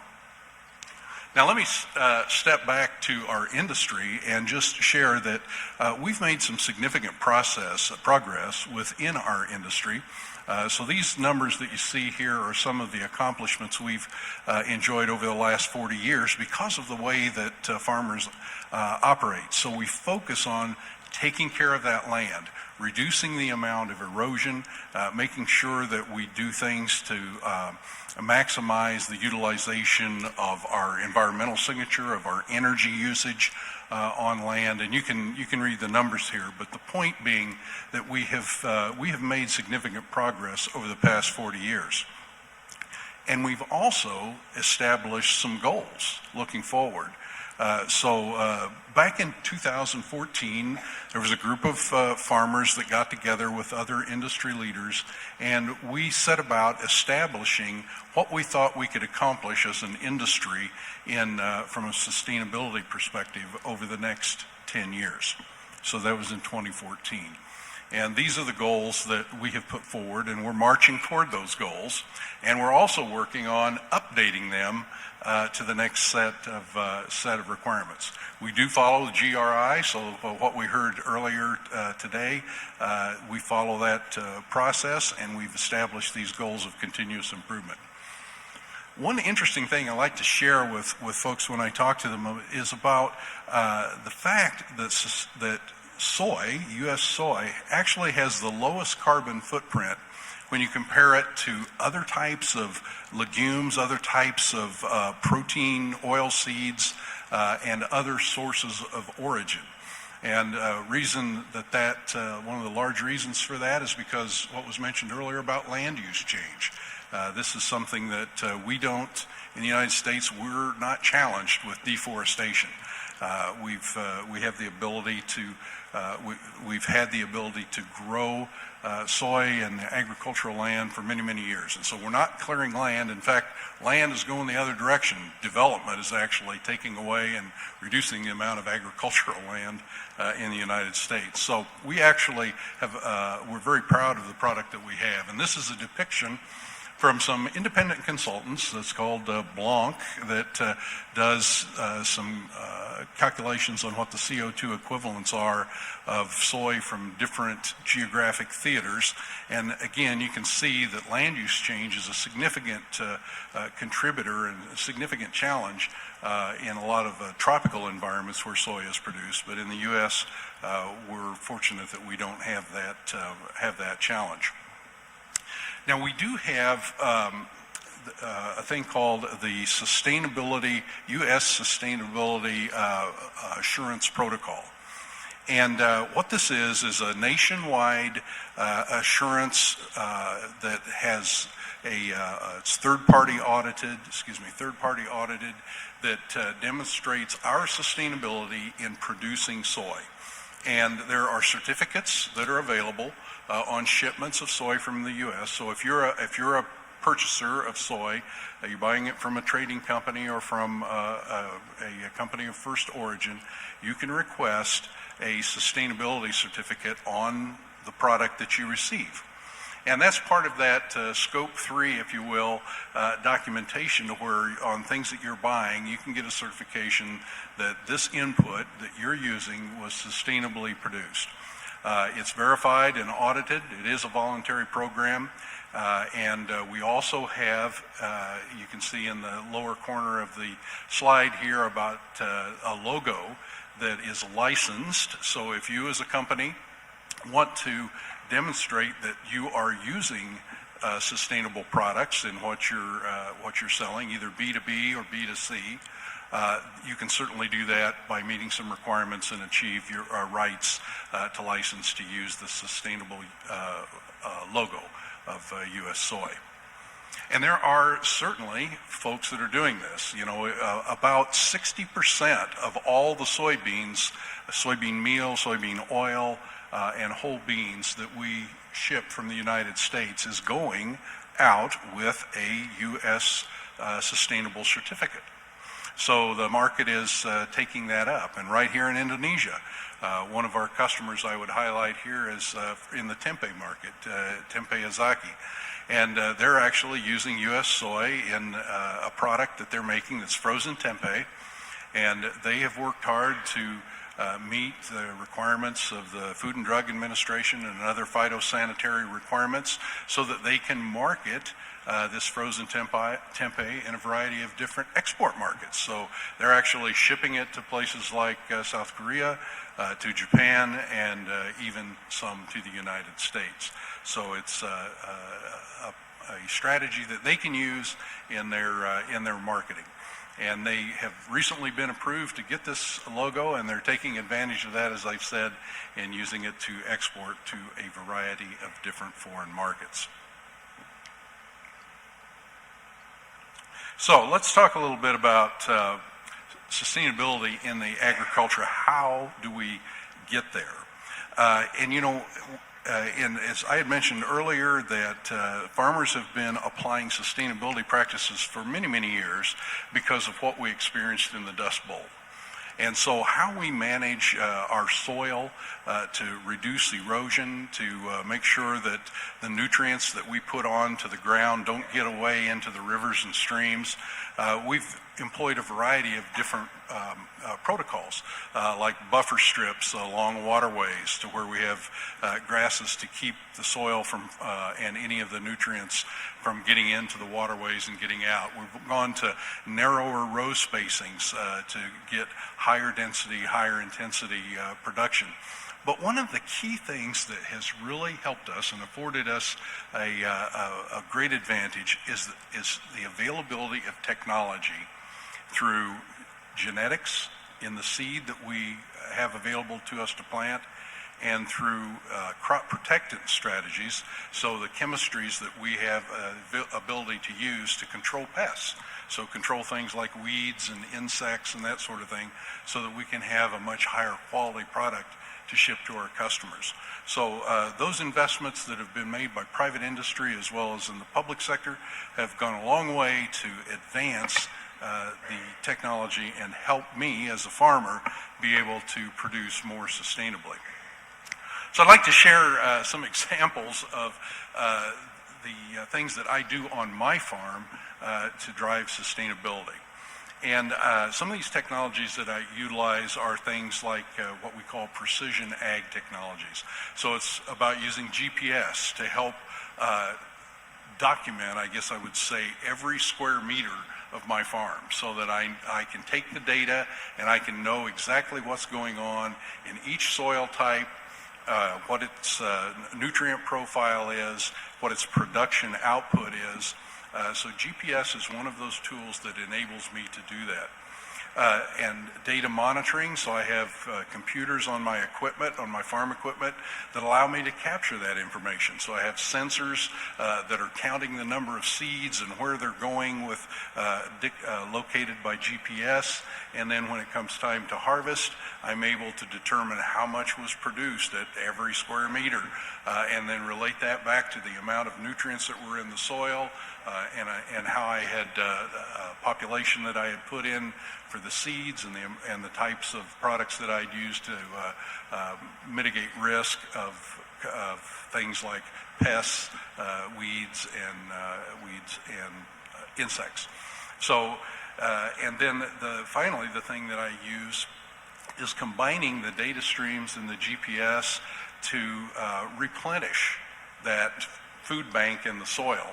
And we do that with variable rate technology, so that I apply the right amount of nutrients in the right place, so that it doesn't get washed away and doesn't get underutilized.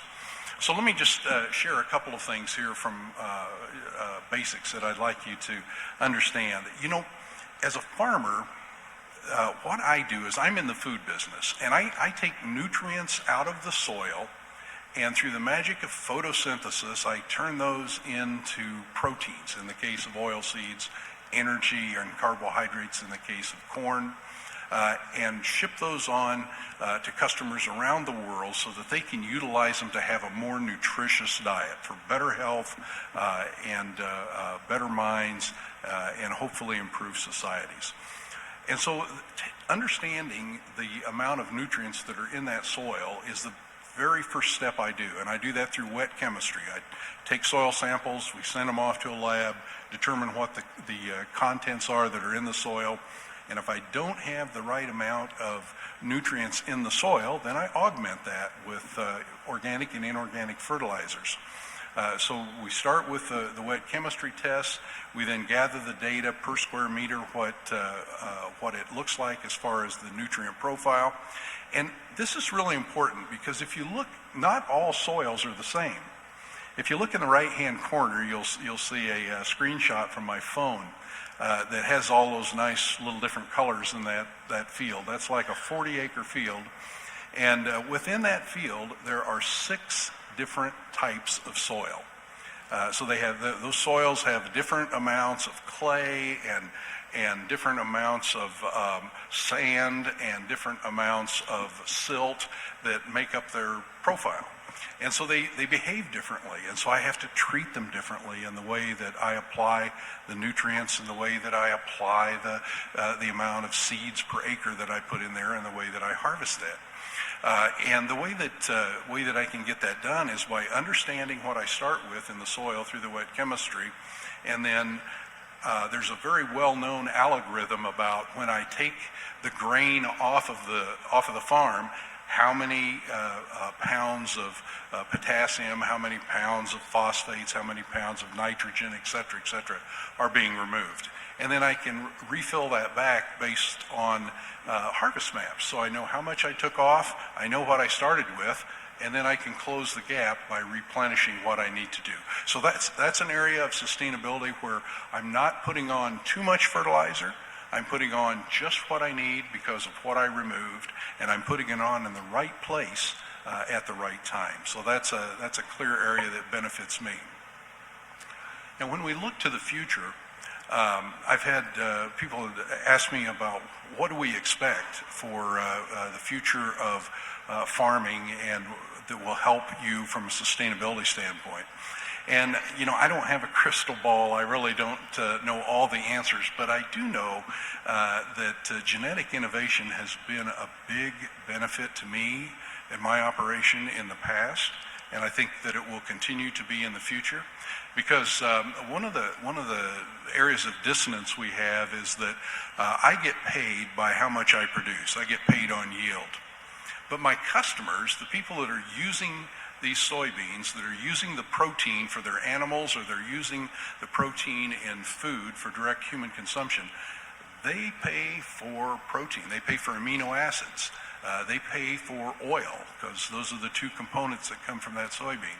But that's not what I get paid for. I just get paid for how many bushels of product comes off of my ground. So I think there'll be things in the future that will help reconcile some of that dissonance, so that the type of product that I'm growing is more aligned with what my customers want. I think there'll be continued improvements in crop protection and soil amendments that will happen through more natural products and more biologicals. You're going to see more use of artificial intelligence on the farm. That's already beginning to happen with certain technologies that are available on, particularly in spraying of crop protectants, spraying of chemicals. And I think there'll just be an overall increased use of technology.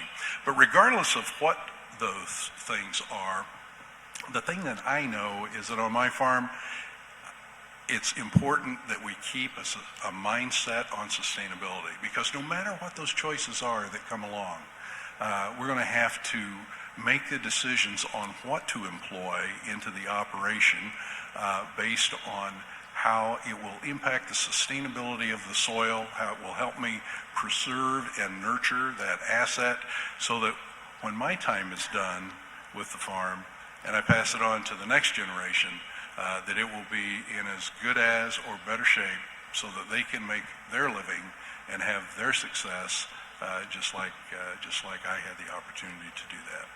So that is my simple, humble story about sustainability, how it's utilized in the farm for agriculture, and I hope that you'll continue to engage with us. We appreciate, on behalf of USEC, I appreciate the opportunity to have a spot here and share our story. And we have in-country representatives right here in Indonesia and across Southeast Asia. We have offices around the world where we can step in to help people that are users of U.S. soy and help them do it in a more efficient, effective, and successful manner. So thank you for your time, thanks for your attention, and have a great conference. Thank you, Mr. Sanborn, for sharing your expertise with us today. Wonderful. Okay. Distinguished guests, ladies and gentlemen, as we transition to our next session, we will dive into the second topic of ESG adoption, centering on the theme of recent trends in sustainable aquaculture and how it addresses global food security.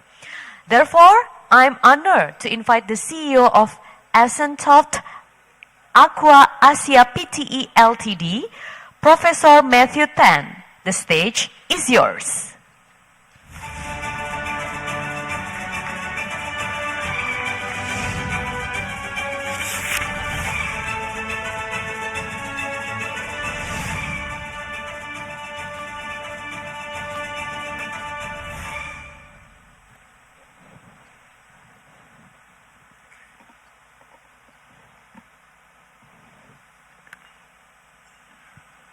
Good morning.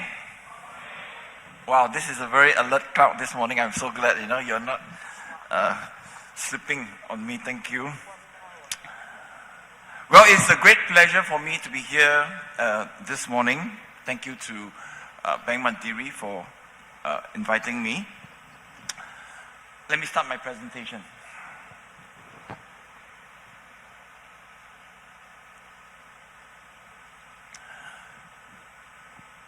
Good morning, distinguished hosts, distinguished guests, speakers, esteemed colleagues, friends, ladies and gentlemen. Now, first and foremost, please allow me to congratulate Bank Mandiri, the organizer of today's forum. This is indeed a very timely forum in the light of challenges that the world is facing to secure global food security and to mitigate climate change challenges. The Mandiri Sustainability Forum is a venue for investors, business players, and other stakeholders to hear trends and on recent ESG implementation and what is essential for business practices, financing activities. And this morning, it is a real privilege for me to be here to address this forum. Now, the theme for this year's forum is Why Now? What's Next? And emphasizing the necessity of shaping sustainability in the face of climate change risks.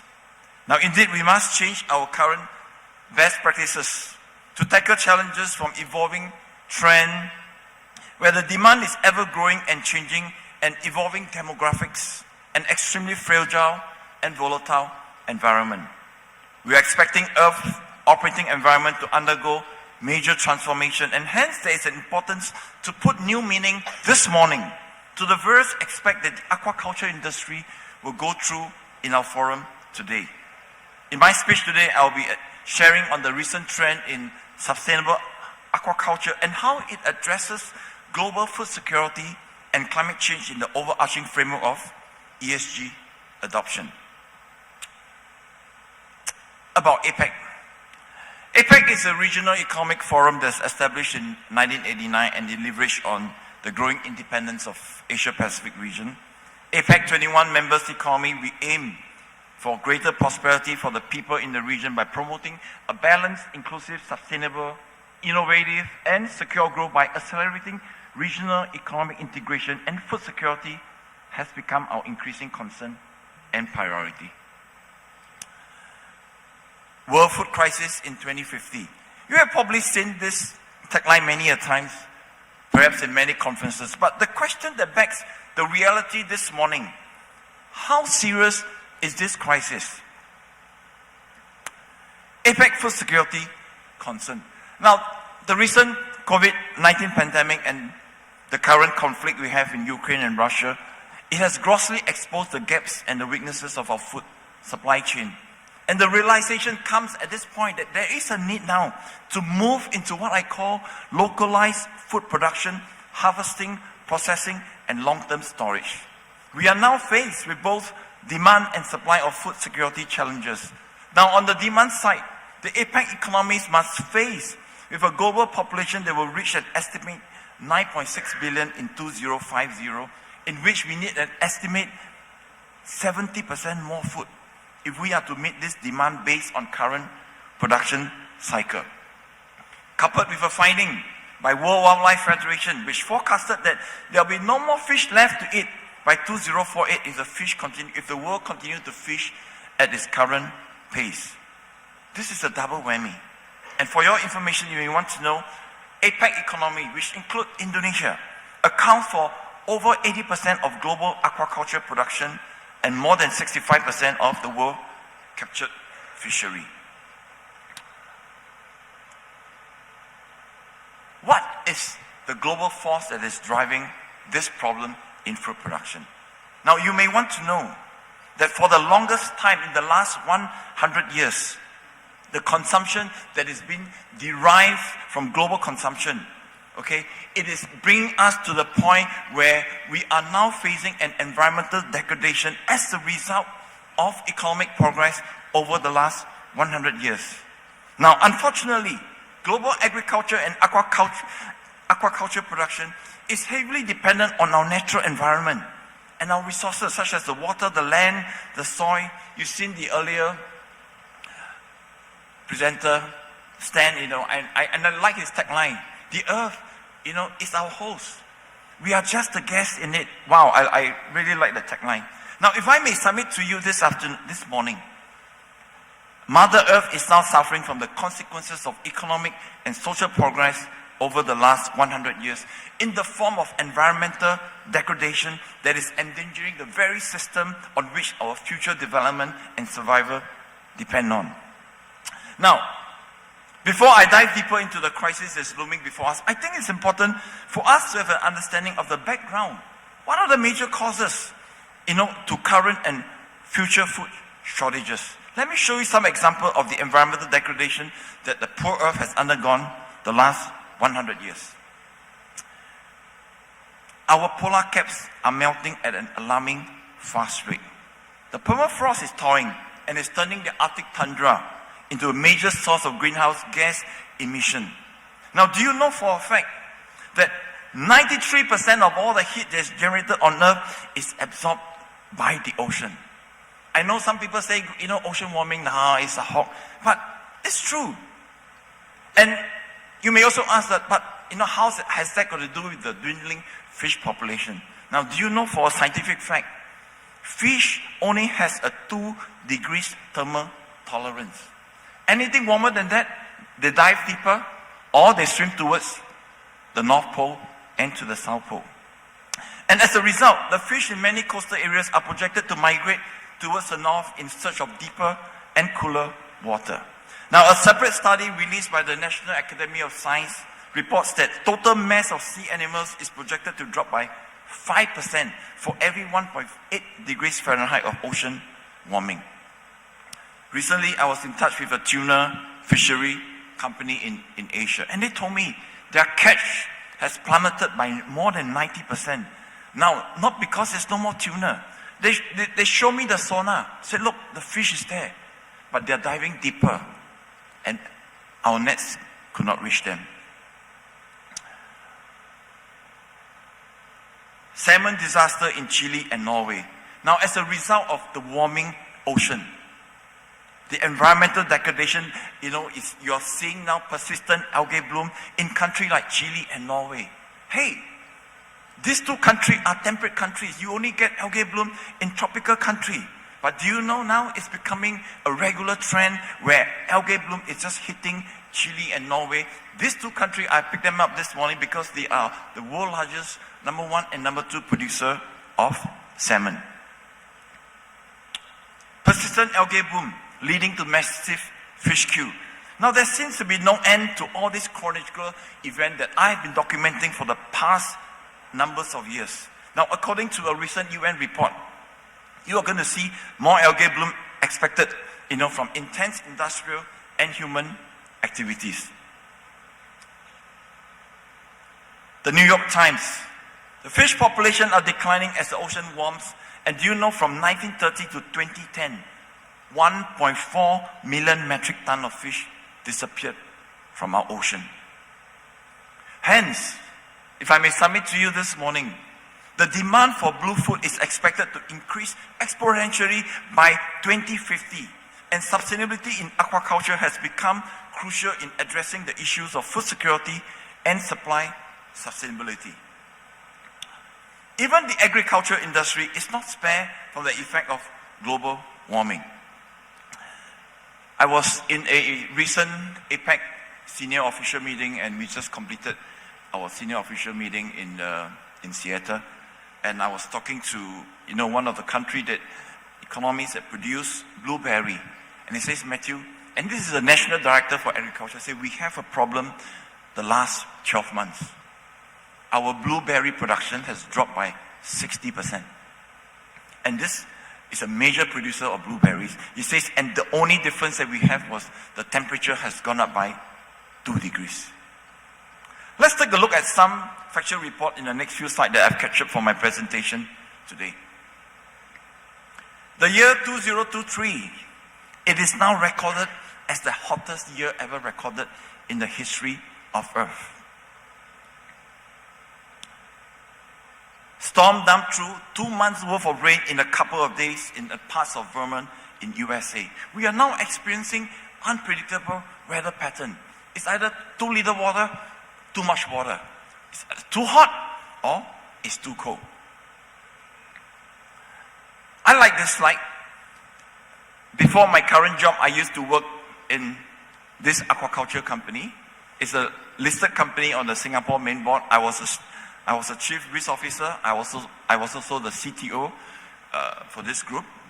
Now, when I say large, this company, they own 42 farms. We have 42 farms spread over 300 kilometers of coastal land. Total, we have 40,000 tanks, 2,500 workers. We produce on the average, each spawning season, we spawn between 500 million to 1 billion babies. Now, 10 years ago when I first joined this company, okay, usually in the month of October, right? In the month of October, that's when winter is coming. The temperature in the daytime will be about 25 to 26. Towards the evening, it reaches about 24 to 23. And this is when we start preparing for the spawning process, for the spawning of the babies, because it's a cold water species. Do you know, just 2 months ago, in the same farm where I am, in this current place, the temperature reached 32 degrees. Many farmers suffered massive mortality. Winter is supposed to be here. It's supposed to be 25 in the evening, it's supposed to be 22, 23, but it was 32 in the daytime. Now, ladies and gentlemen, if I may submit to you this morning in the light of degrading environmental condition, I can tell you, it is not looking bright for our future generation. So the question that begs at this reality point is, what is the future of the aquaculture industry and its impact on food security? What can we expect in the next 10 years? Now, more importantly, how do we decouple economic growth from environmental degradation? I've said earlier on, the COVID-19, was a wake-up call. The crisis was a wake-up call to many of us as it presented an opportunity for a profound systemic shift to a more sustainable and net zero economy that works for both people and for the earth.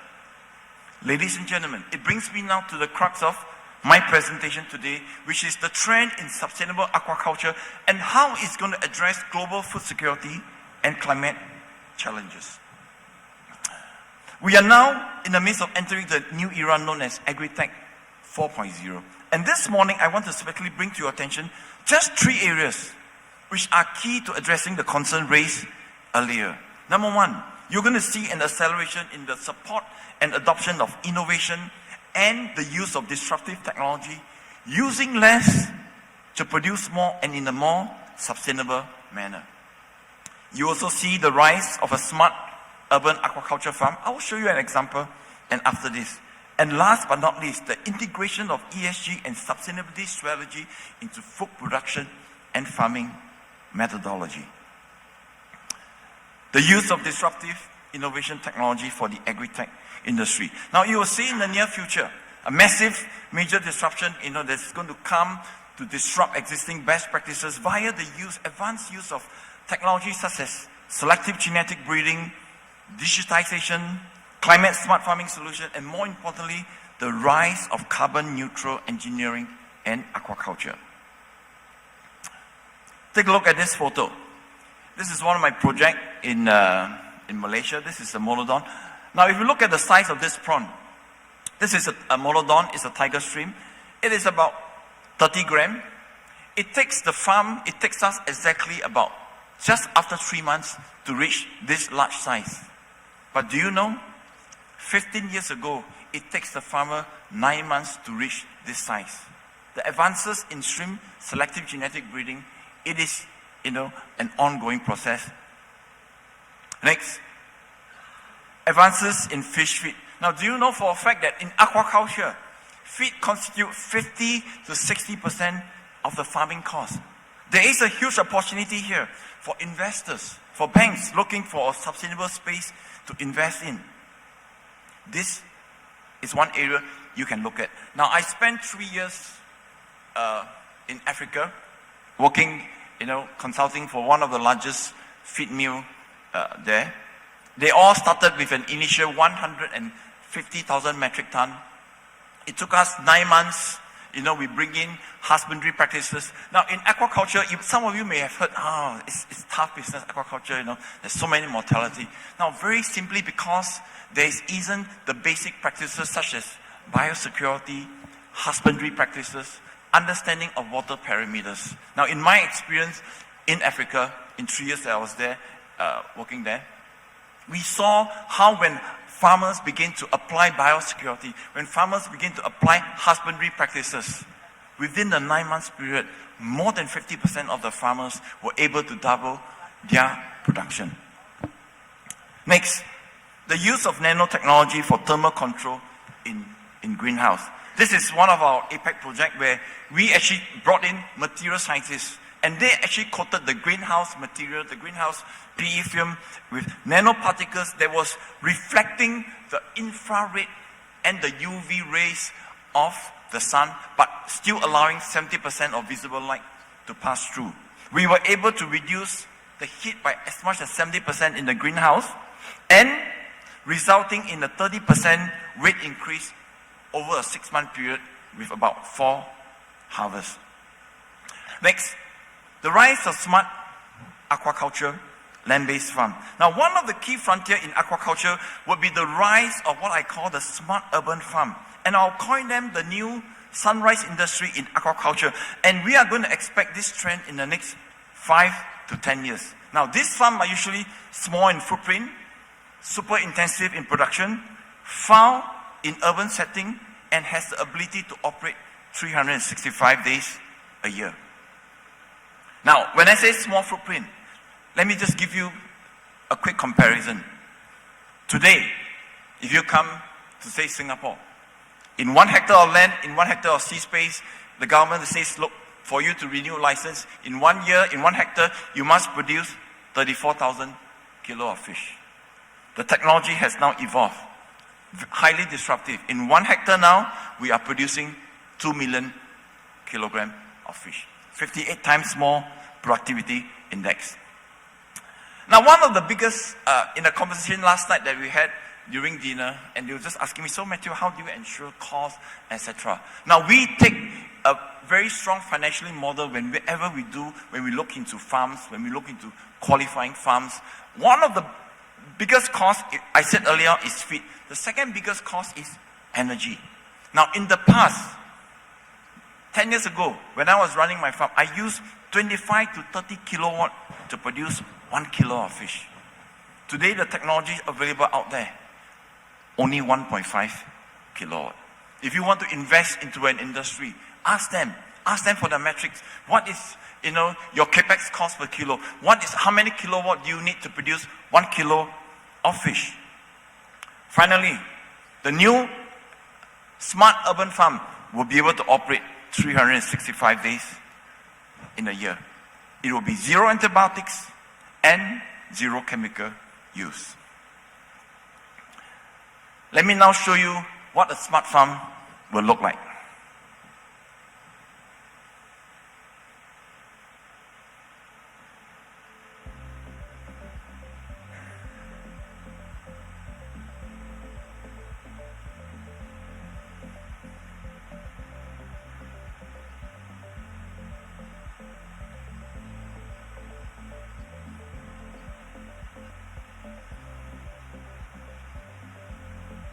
This farm occupies only 0.2 hectare, 2,000 square meter space. And it produces 400,000 kilo of fish a year.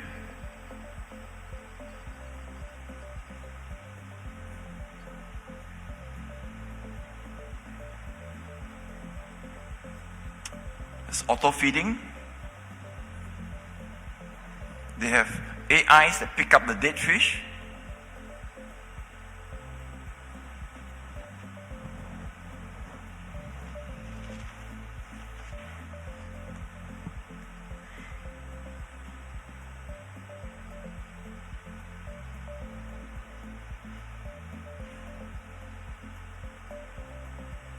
And more importantly, it has an auto harvester.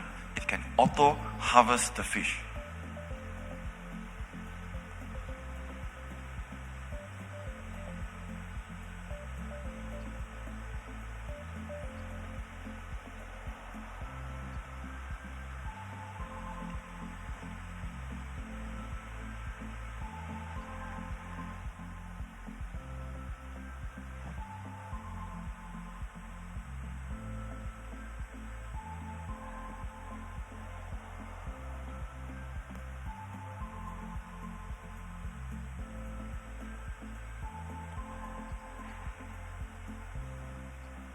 Now, isn't it amazing?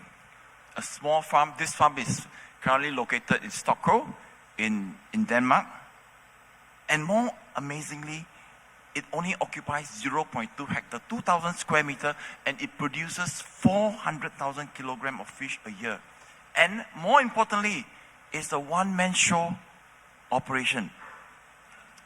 If you come to Singapore in 9 months' time, there's one farm that's currently been built exactly like this farm.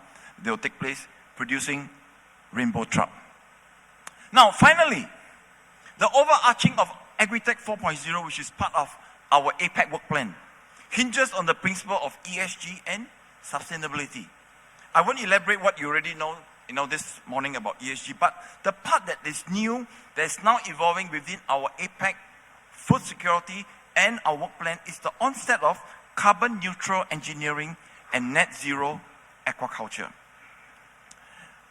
Okay, I think we have enough of talk about what is security talk, what is carbon neutral.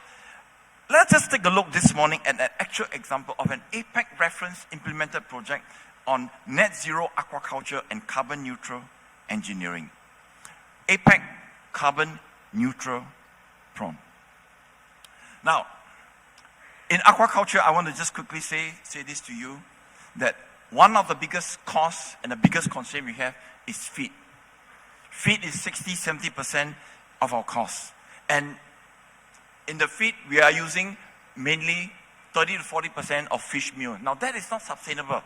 And we have been looking into ways to overcome how can we replace fish meal protein. And we have hit some hitch. We've been looking into seaweed protein, we look into rubber protein, and finally we look into insect protein. Now, insect protein is not new.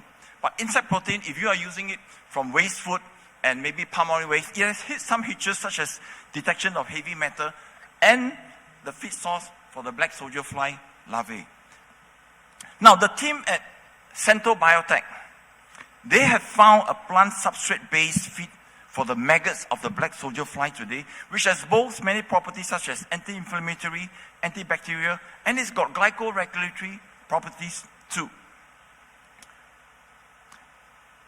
Now, in this insect feed project that we are doing for the feeding for this carbon neutral prawn project, they found that this plant substrate is also able to accelerate the protein content within 7 days of the maggot culture versus the existing 14 days.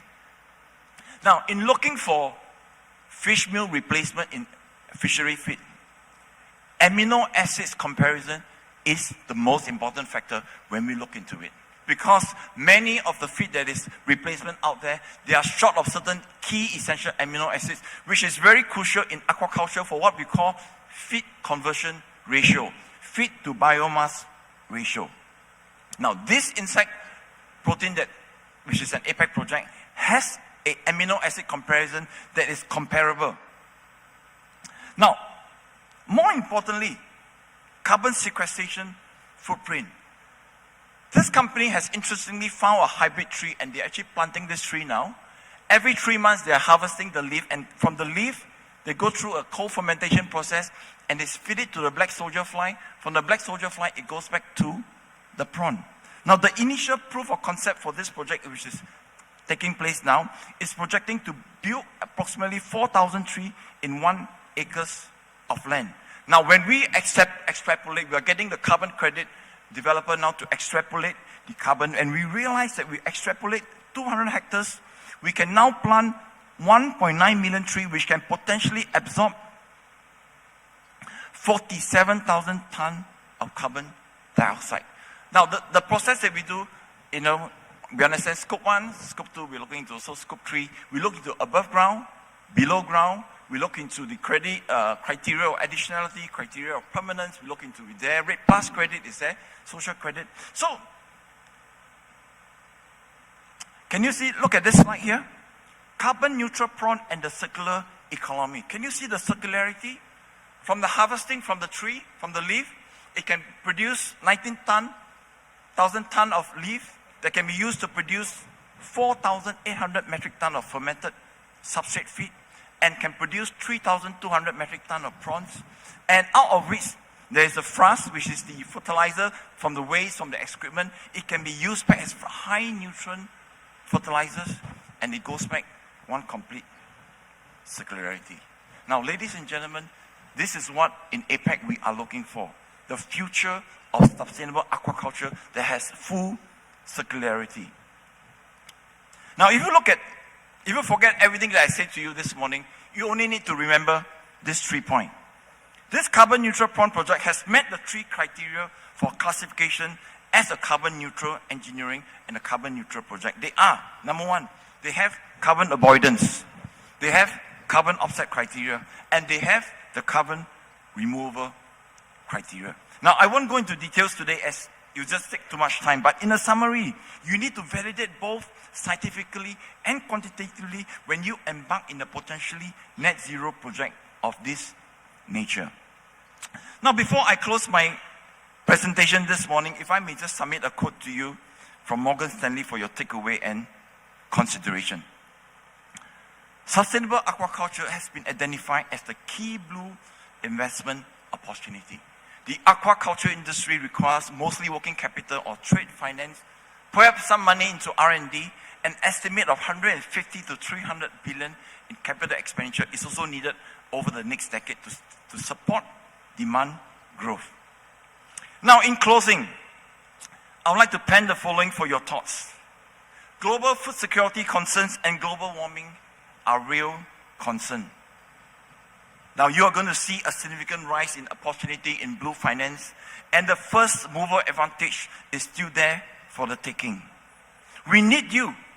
I need all of you here present, whether from the private sector, banking sector, or the financial sector. We need you to invest in entities that decouples their solution from environmental degradation. This is the type of impact investing that we are looking at. Now, you will also see the rise in the corporate adoption of carbon transition strategy, in the next 18 months. Why? Simply because carbon tax is going to kick in the Q1 of next year. Singapore is taking the lead in that. Then there is that mandatory climate disclosure report, which is mandatory in 2025.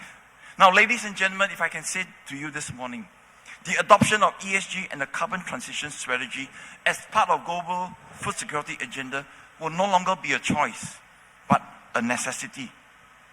Now, as the current APEC PPFS Chair for Sustainable Development, I would like to extend an invitation to all of you this morning. APEC PPFS, we have a food security platform. It's a G2G platform where you can work with the 21 economies that's represented.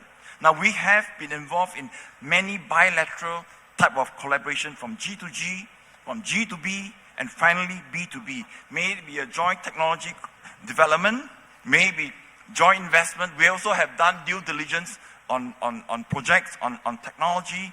Platform, we have a platform for farming cooperation. Food security is not just all about my country. Food security is a global concern. Technology due diligence, and we have an APEC center to help validate the technology. Please talk to me, and I'll be more than happy to start a dialogue with you after this forum. Now, and to all the private sector players in the banking and business arena, and to the private sector representative present in today's forum. I want to say this to you, that we need to take a concerted and united approach to jointly tackle all these issues if we want to secure the future of global food security. Now the good news today, that there's more than enough food for you and I in this generation, but it is our children's generation that we should be concerned about. And we need to start now and put together a right teaming strategy between the private and the public sector, between the financial and the food production industry, and work together to secure our future food security agenda. Thank you. Thank you very much, Professor Tan, for your enlightening insights. Thank you.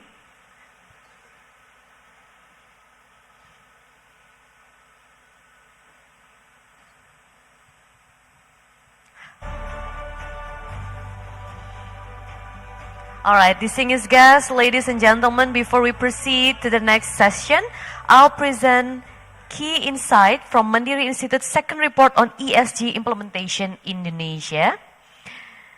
So ladies and gentlemen, Mandiri Institute assessment concludes some businesses accelerate in ESG practices while others are below par. Few energy and mineral extraction companies and financials need to put more effort into making their ESG action at least sufficient. Once again, ladies and gentlemen, we kindly request your valuable input through our survey. Please take a moment to scan the QR code in front of you. Your participation is greatly appreciated, and we'll provide a moment for you to complete the survey. Thank you very much, ladies and gentlemen. All right, now we are moving to the second panel discussion. Once again, we kindly inform you that there will be a question and answer session for those who are attending here in the venue. You can deliver the questions directly to the moderator and speakers by raising your hand. We are now ready to transition to our next agenda item, the second panel discussion.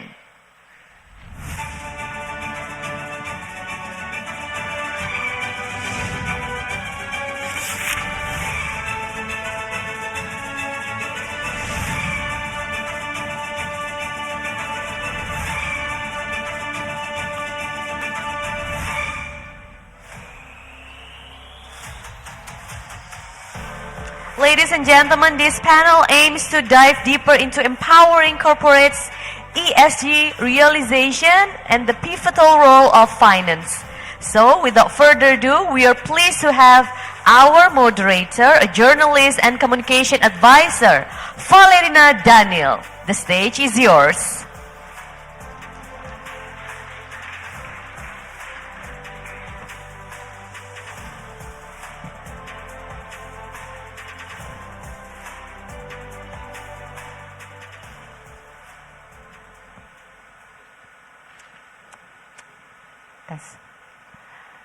Good morning, ladies and gentlemen. My name is Valerina Daniel, and it is an honor for me to be your moderator today for the second panel for the Mandiri Sustainability Forum 2023. Before we start our panel discussions, I would like to ask our audience here at this auditorium and to answer my questions by raising your hands. Okay, are you ready? It's also checking you whether you are paying attention to the presentations or not. All right, okay.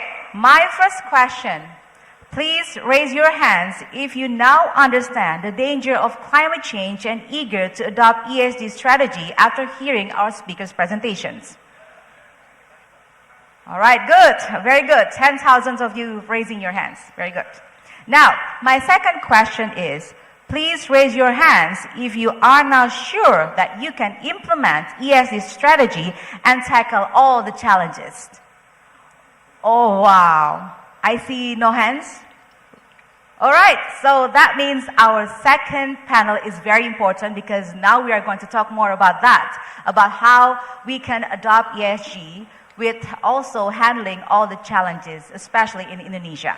Right, so now, as we already learned from our panel discussions previously, we learned that environmental, social, and also governance, or ESG, has gained traction, and therefore companies are now redefining their strategy to make it more in line with the sustainable goals, especially in the financial sectors. I would also like to highlight the 2022 Mandiri Institute research on ESG implementation among listed companies shows that around 92% companies surveyed consider ESG in their business practices. However, they also learned that there are a lot of obstacles and challenges that needs to be tackled before they are able to implement ESG strategy in their business practices. And one of them is determining the ESG criteria and also metrics and KPIs. And therefore, for the next 60 minutes, we're going to talk more about that, especially in how corporate evaluate the tangible and intangible benefits of ESG implementation for businesses. And then we're also going to talk more about the social trend and technology advancements of ESG adoptions. And finally, we're going to talk about the extent of ESG implementation among corporates through global standards and certifications. And finally, later on, we're going to open a Q&A sessions with our audience here at the auditorium. So without further ado, let's invite our speakers of the day. Please give applause to Mr. Roberto Rossi, Mr. Arfan Arlanda, Mr. Stan Bourne, and Professor Matthew Tan.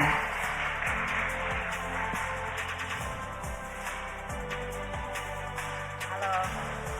Please have your seats. Hello. Thank you for joining us today. Thank you, Professor.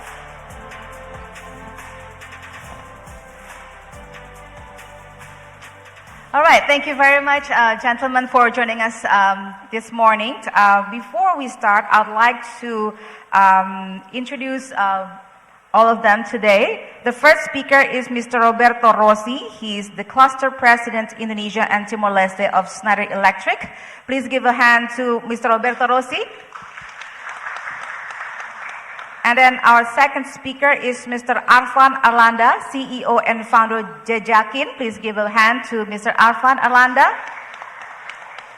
The next speaker is Mr. Stan Bourne, the chairman of the board, U.S. Soybean Export Council. Please give a hand to Mr. Stan Bourne.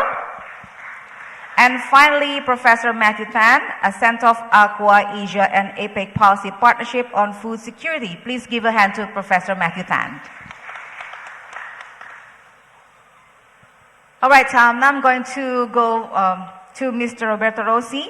Can you maybe share with us how Schneider Electric has adapted the proposal over the time, and then how do you define ESG focus and how you implement ESG in your business? Please share with us.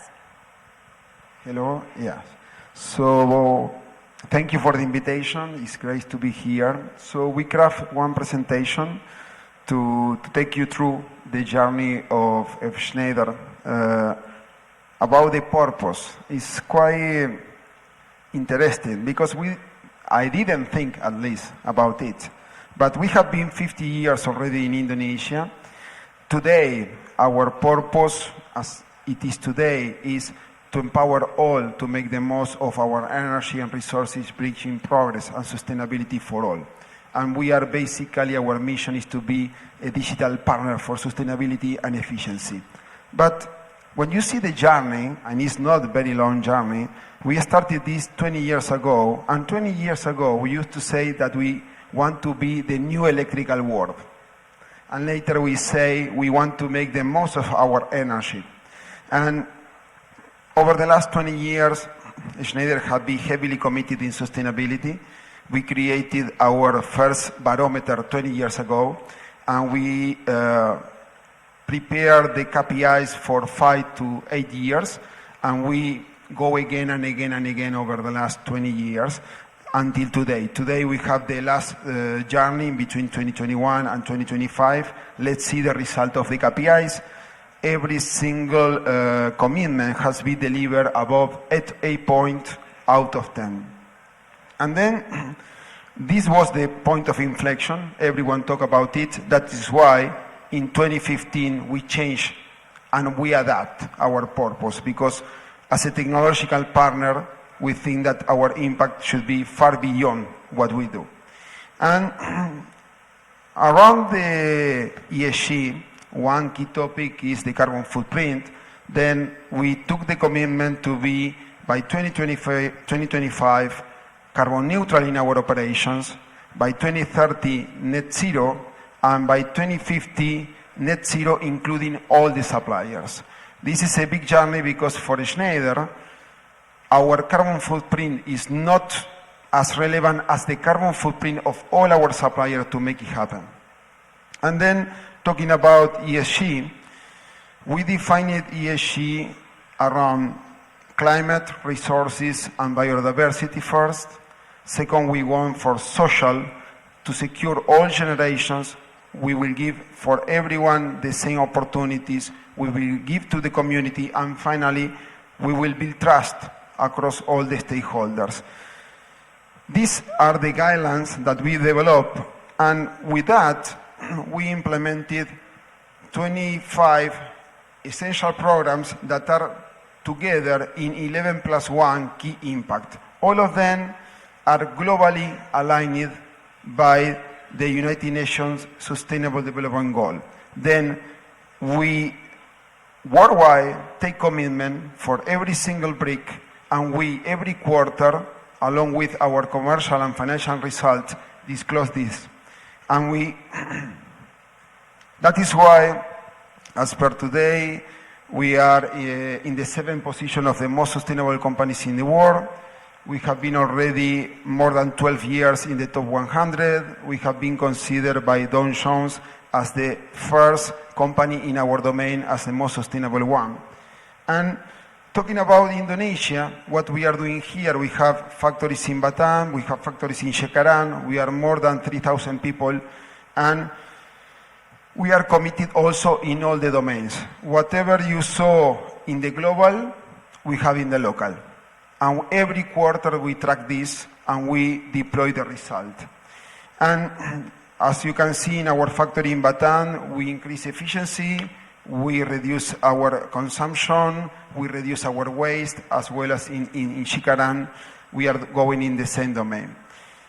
How are we doing this? For us and for our customer, we have an integrated approach to help all the companies and all the players to strategize where they want to be in terms of carbon footprint, to digitize, because without digitization, this journey is impossible.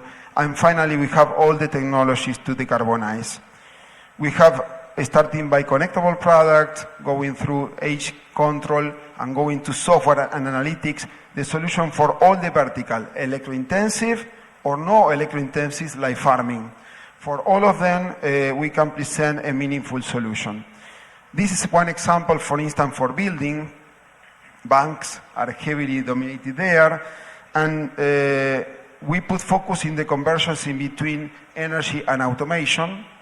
We secure for all the buildings all the information from the shop floor to the cloud, but really more important than ever is we take care of the decarbonization of the construction of the building. Because in the embedded carbon footprint, you have already 50% of the total carbon footprint that you will consume, including the usage and the energy. For sure, energy efficiency is a must, and we have some buildings that are consuming today 50 kilowatt hour per year, per square meter, and other 350, right? So then we have 7 times efficiency to produce through the technologies. We can save energy and we can almost decarbonize everything. To finalize the concept, we have white papers for farming, for fishing, for land farming.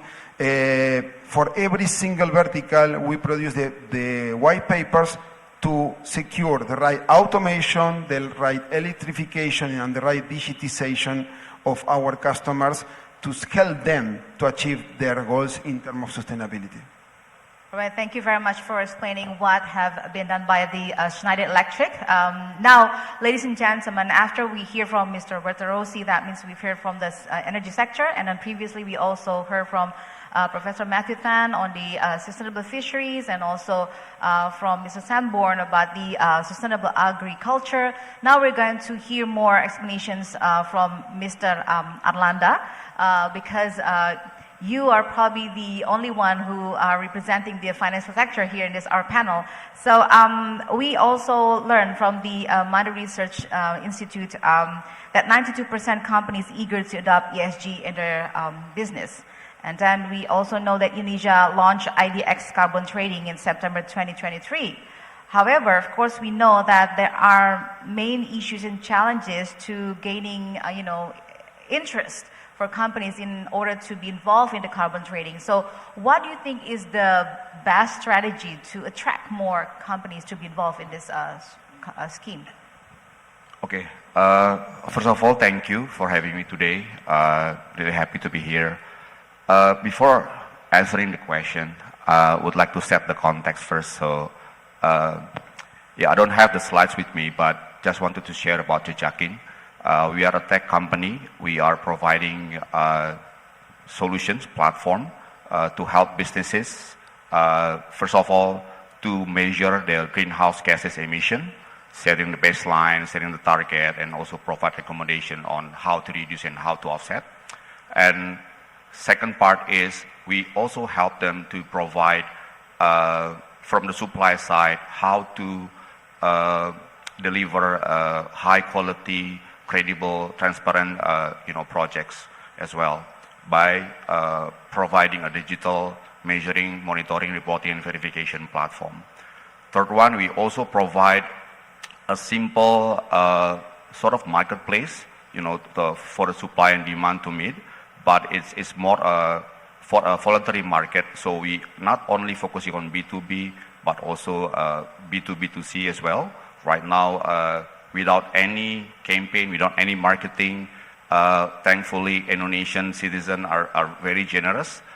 We have almost reaching 2 million transactions per month without any campaign. So, just to answer about IDX, right? Trading is about supply and demand. China, they need more than a decade to have a strong and mature ecosystem market. So of course we don't want to take that long journey. We want Indonesia to be faster, but it will take some time. So in terms of the demand side, we need to make sure, because now we have several industry, they have implemented cap and trade. They need to do offset as well. But I think right now is about building the awareness. Not all of industry understand what to do, how to embark this journey on ESG, on how they can be part of this journey. So first of all, they need to we need to help them to build this this understanding. How can they start the journey? And then from the supply side, we also, right now, we don't really have the supply ready, actually. So most of the projects are still just about to start or just started. So we expect to have, more supplies, hopefully high quality, credible supplies in the next 1 or 2 years. Yeah. So once we have, the supply side ready, the demand side ready, I think more transaction can be generated in the carbon exchange. Yeah. All right. So needs to be developing more on the supply side. That's also one of the questions earlier in our panel discussion. So now moving on to our next topic about how companies are adopting ESG. We learned that from Mr. Sanborn's experience, for example, in the US, you say that there are some challenges adopting sustainable farming, and one of the ways to cope with that is by using technology. But we also know that technology requires a lot of financing scheme for that. Can you tell us how you manage that aspect in order to implement or use technology in implementing the ESG in your farming? Right. So thank you for that question. I just want to emphasize the impact of climate and the fact that we're having warmer summers, we're having rain events that are larger and more dramatic. We certainly see that in the Midwest. It has changed the way that we look at doing our operations, and we recognize that we have very distinct and small windows to be able to execute with the technologies that we have. So climate is definitely creating some challenges for us. And the technologies that we employ, I guess as a farmer, I'm fortunate that many of the private companies are developing these things for our use. I mean, I have choices in the type of seed, for example, that I will procure. I have access to seeds that respond, that are called drought-resistant seeds, that better manage the available water resource that they have. And I certainly employ those in certain soil types that don't hold the water as well as what other soil types do. I also have the opportunity to incorporate other types of practices when it comes to cover crops and other types of amounts of tillage, where we have certain types of soil that has less carbon in them, and we can improve that carbon by different management practices. That'll help with our water retention capacity and helps us in times when we have the drought. We also have the ability to have tiling that we use in our subsurface tiling in our farm ground to help when we have those big rain events to be able to get that water away safely and allow us to get into the field more quickly. So granted, there's a lot of challenges out there that are being presented to us, but the technologies like the types of seeds that we have available, some of the technology in tiling and the ability to get water away from field when there's too much of it, and changes in practices that allow us to improve the water holding capacity during the dry times are certainly things that we employ. All right, so next, moving on to Professor Matthew Thand. What about in your experience? Do you also experience the same challenges, and how do you overcome that? Okay, can you hear me? Okay. You remember what I said earlier on, in a few months ago, I just returned back from US, where we had our third senior official and ministerial meeting. And I spent a week then with, the Department of Agriculture, and we were talking.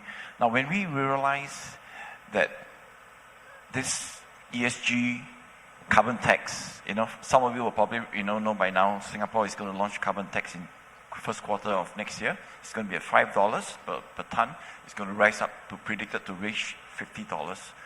Now, one of the things that I did when I came back to Singapore after that trip, and I knew in terms of regulatory this is just going to happen, I sit in the investment committee of a venture fund in Singapore called the Asia Food Sustainability Fund.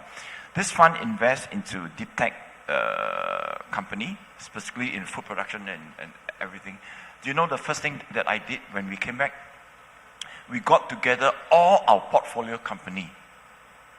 And I will say this to all, people from the banking industry, you need to get all your customers and know.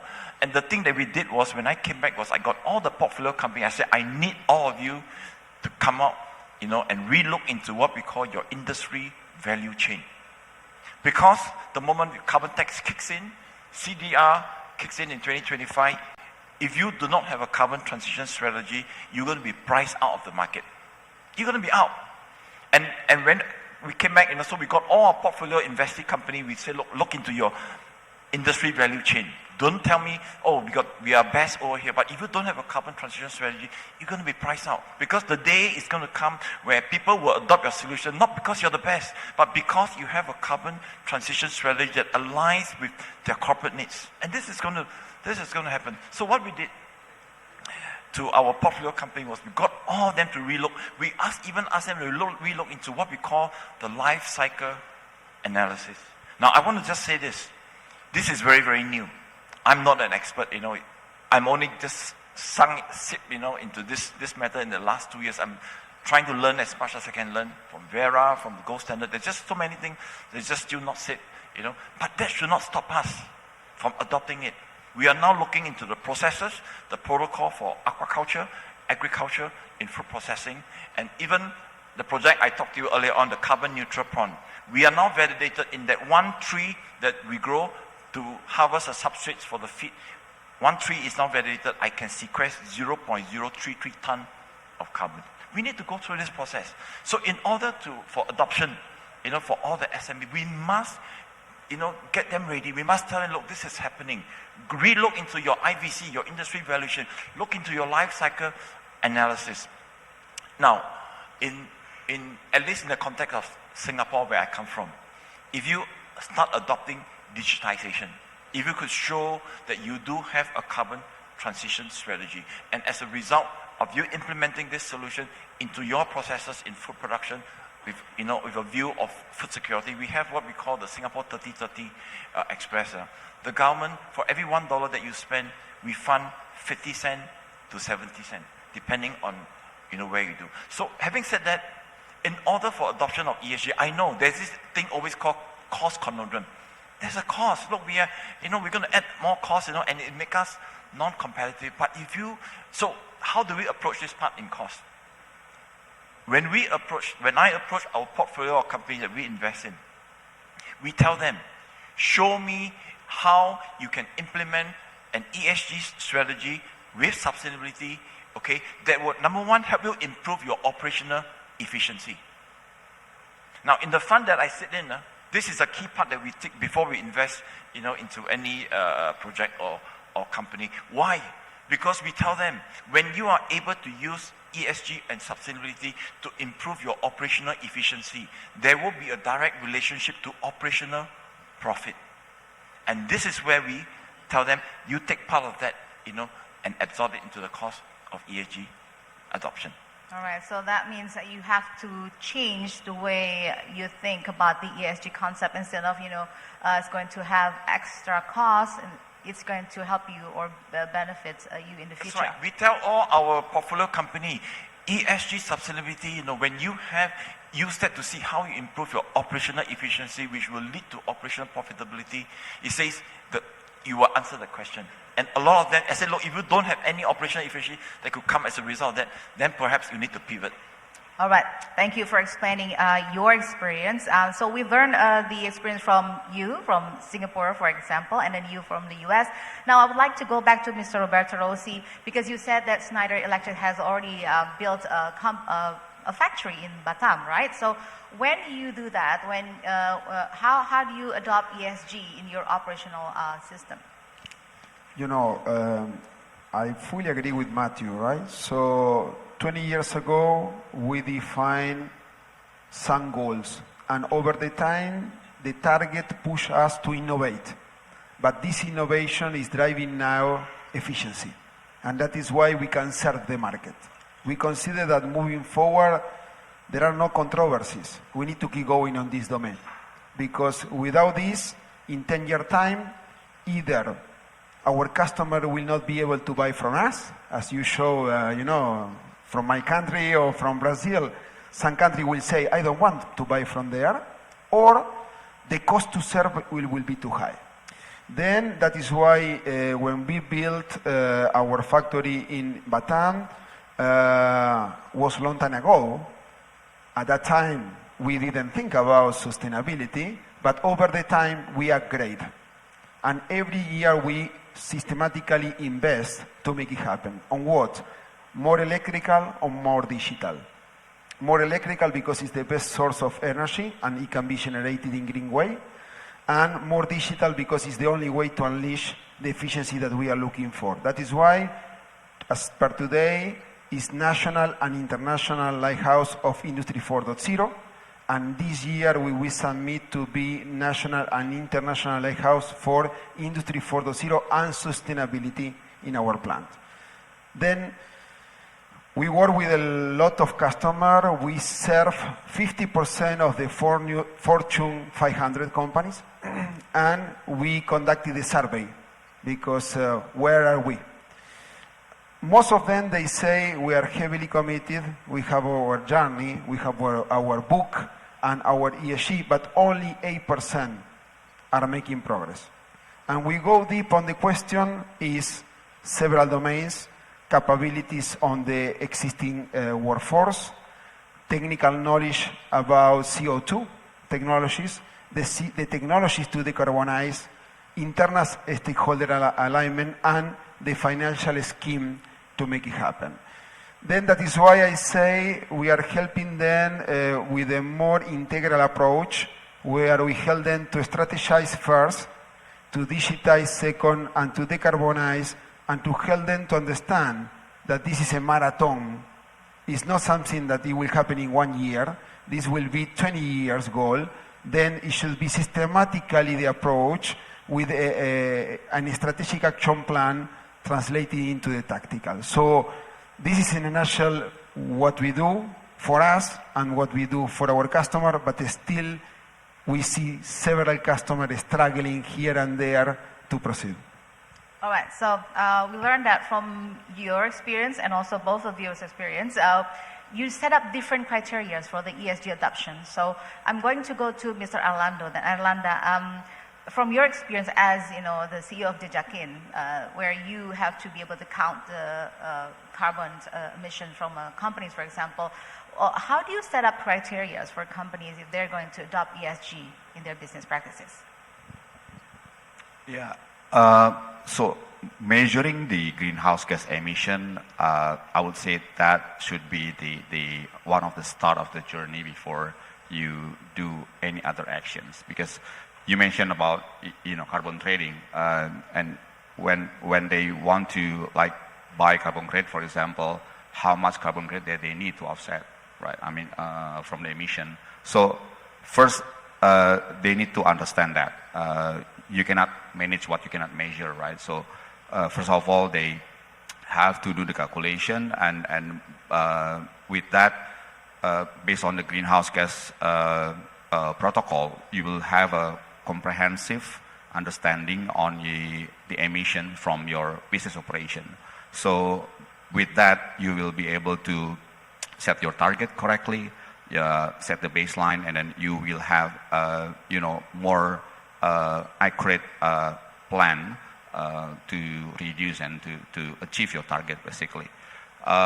In 2020, in the World Economic Forum, they mentioned about almost half of the Fortune 500 companies. They reported the climate-related financial risk, almost about $1 trillion US. That's a huge amount of risk to bear, right? So by doing greenhouse gas emission accounting, you will be able to create more, climate resilient business plan or strategy for your organization. So that will help as well on not only helping the environment, but also the business reputation. You will be able to comply to regulation or the upcoming regulations as well, and then you will attract clients. You will attract talents as well. One of the speaker this morning mentioned about Gen Y, Gen Z millennials that is really into creating impacts or really keen to have actions on climate. So those are your future talents. Those are your future clients as well. So this is one of the way that to attract your clients and talents, and also to meet your investor requirements as well.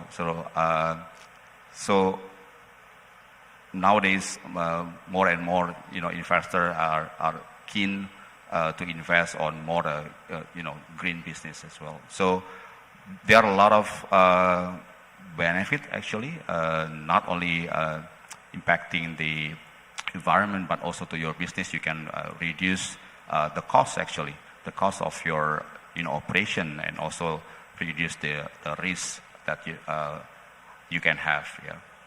All right, so ladies and gentlemen, from this panel, we learned that companies are able to adopt ESG, but first they need to be able to count their emissions, and then after that, they have to decide the criteria that they're going to use in deciding what kind of strategy that they're going to use in implementing ESG in their companies. So now my next question is now how we can do that in Indonesia. We're going to talk more about Indonesia, for example. For Mr. Roberto Rossi, now going back to you again. From your experience, how can we speed up the ESG adoptions in Indonesia regarding this, the condition at the moment? Well, I really believe that the leading companies need to show the way, like Mandiri is doing that, right? So I guess this is the way. The top companies, the listed companies, are all in this game already.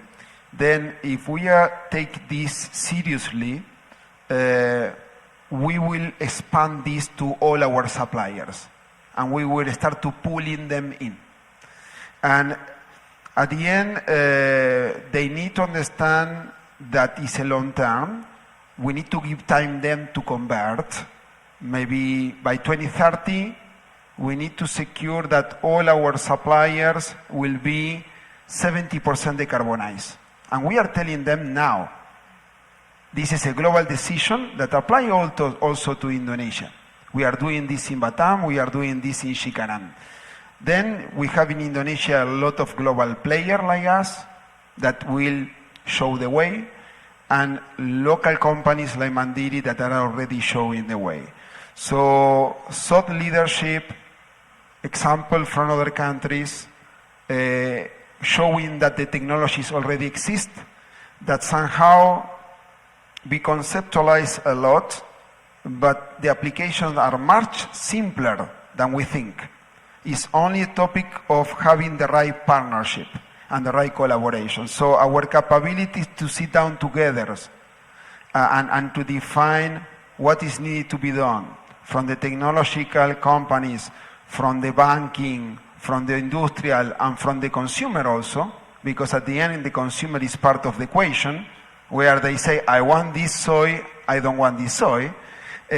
All this over the time, more information, more thought leadership, and more big companies jumping into the game will be the way to move forward in Indonesia. All right, thank you. Now, Mr. Arlanda, from your experience, what can be done to speed up the ESG adoptions in companies in Indonesia? From the regulations, probably?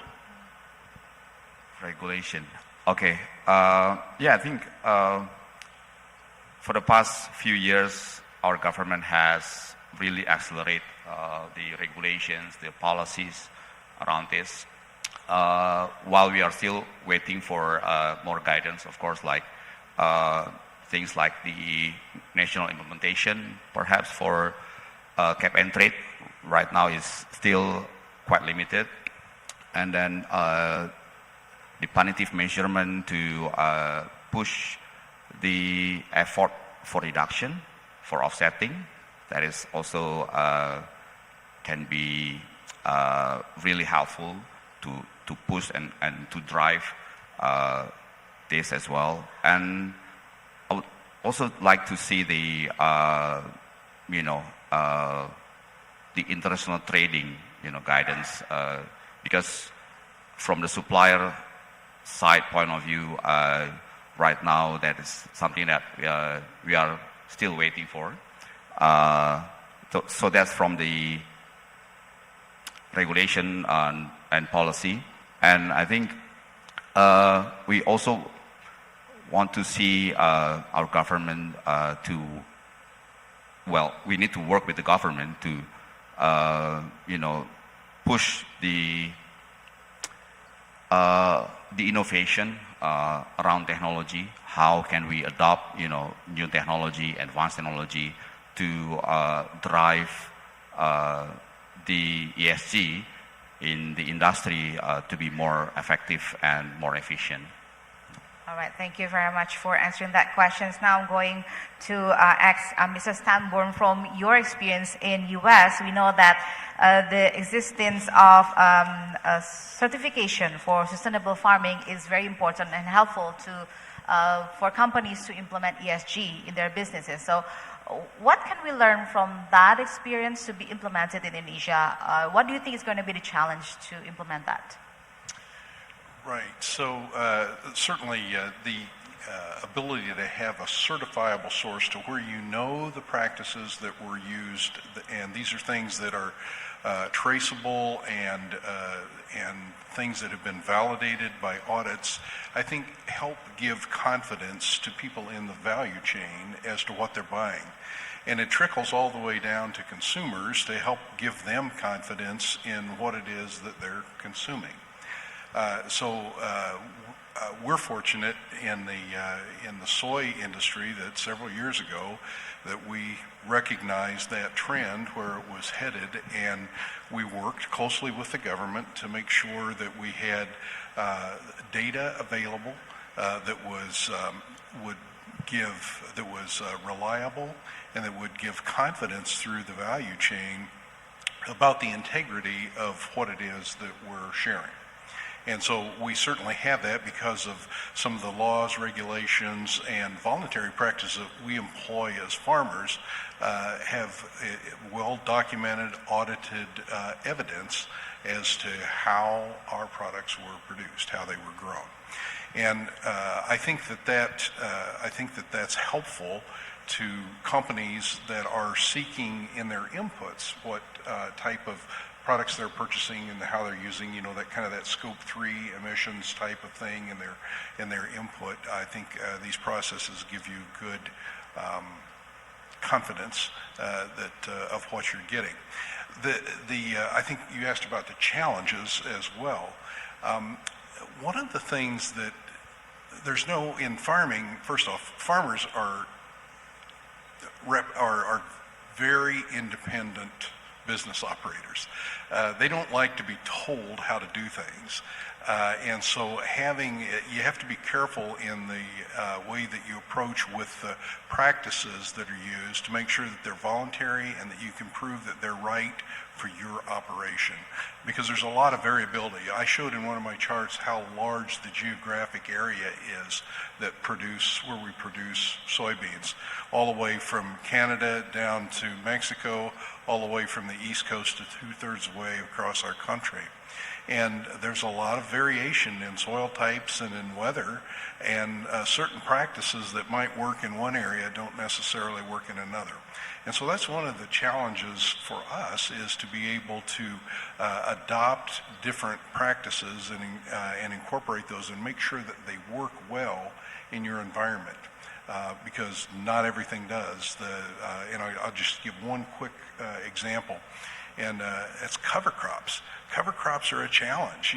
They're a great thing because they can put more carbon into the soil. They're a great way where we in agriculture can help be positive contributors to capturing soil, capturing carbon in the soil profile. But the application of cover crops is difficult in certain areas because they don't grow quickly enough. You don't have enough season in some of the northern climes. There's also a challenge with getting your soil to warm up in the spring so that your seeds will germinate. The soil has to be warm and moist for the seed to sprout, and sometimes cover crops can create some challenges with that. So one size doesn't fit all is one of the challenges that we have. All right, thank you for highlighting that. Moving on to Professor Matthew Tant, what do you think is the best policy recommendation for Indonesia in order to implement sustainable fisheries or aquaculture? One of the things that I'm doing, next year, I'm currently an instructor in 2 courses at the university in Singapore. One of them is a graduate research translation program. Another one is a Master of Science in Venture Creation. What we have done is we realized that in order for ESG adoption, by the time Stan had just said, farmers, they have the mind of their own. By the time you try to go to the ESG, they're like, oh, I've been doing it for the last 20 years, I didn't have ESG, and we survived, What we are doing now is we are bringing this to our educational level. So in this Master of Science, that I will be teaching, we actually created a whole curriculum called Carbon Neutral Engineering. We want them that even before they start looking at the innovation, even before they start, moving out, they understand the implementation of ESG, they understand carbon neutral engineering, they understand carbon transition strategy. So we are taking them now, we realize that we want to start them at the school, at the tertiary level. And even to all, if there's any educator here, bring it to your students, start at the age when they could understand, and when they start evolving, even before they work, they are always in the back of the mind, the overarching framework is ESG and sustainability. All right, thank you very much for answering that questions. Now I'm going to open the Q&A session with our audience here. Please raise your hand if you have a question to our panelists, and please also state your name and the company or institution that you are representing today. Is there any questions from our audience today? Okay, I guess there's no questions, so that means everybody understands now the way to adopt ESG in your business practices. So hopefully this panel discussion will give you more insights on how to decide what kind of strategy that you will be able to adopt in implementing ESG in your business practice. So please give a hand to our panels. All right, ladies and gentlemen, thank you very much for joining us this afternoon. And now I'm Valerina Daniel signing off. Would like to thank once again our panelists. And now I'm going to give the floor to our MC. Thank you very much, ladies and gentlemen. Please give a big round of applause to this fruitful discussion. Thank you for the wonderful panelists and moderator for the enlightening session. Now we kindly invite you to rise and move forward for the token of appreciation presentation. Hence, we would like to invite the Director of Treasury and International Banking of Bank Mandiri, Ibu Eka Fitria, to come on stage and present the token of appreciation to our moderator and honorable panelists.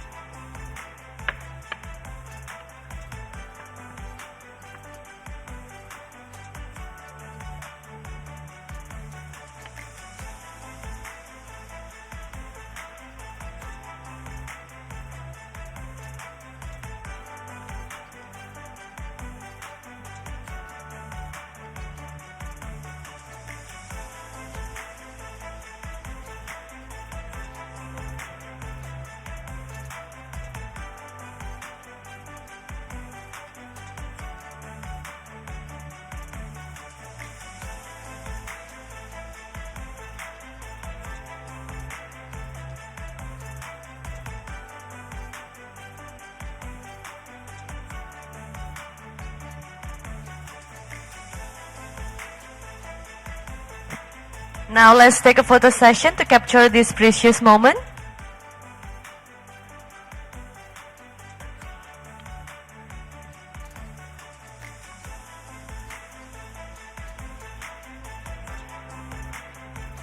All right. Let's give a round of applause, ladies and gentlemen, one more time to our incredible panelists and moderator for making such a fruitful discussion. Thank you very much once again, ladies and gentlemen, for your participation as well.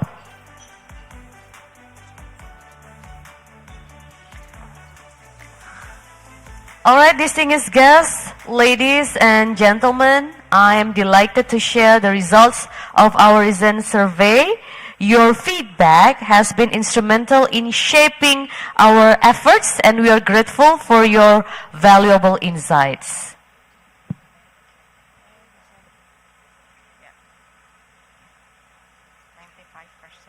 Yeah, we have received around 500 responses to the survey. According to our ESG survey, ladies and gentlemen, an overwhelming 95% of our respondents believe that sustainability is an important issue, with 59 believe that sustainability is a very important issue, and 36 believe that sustainability is an important issue. Our survey also shows that 92% of our respondents believe that it is important for the bank of their choice to engage in sustainability practices, with 59% believe that it is very important for banks to engage in sustainability practices, and 34% believe it is important, ladies and gentlemen. This is an encouraging result for ESG implementation, especially in financial institutions. So we hope this survey result would motivate all corporates in Indonesia, listed and unlisted, to put more efforts in implementing ESG principles in their business strategies. Okay, that's the result, ladies and gentlemen. Thank you very much for your participation and contribution to our ongoing improvement. Now, ladies and gentlemen, the time has finally come to conclude this meaningful forum. Let us turn our attention to the closing remarks that will be delivered by the Vice President Director of Bank Mandiri, Ibu Alexandra Askandar.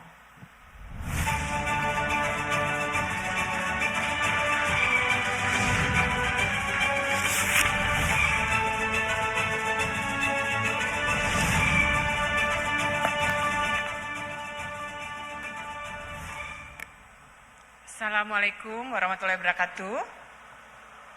Shalom, Om Swastiastu, Namo Buddhaya, Salam Kebajikan. Good afternoon, honorable participants. As the Mandiri Sustainability Forum 2023, with the theme of Sustainable Acts, Why Now, What's Next, comes to an end, I would like to express my appreciation for everyone who has contributed to making this possible.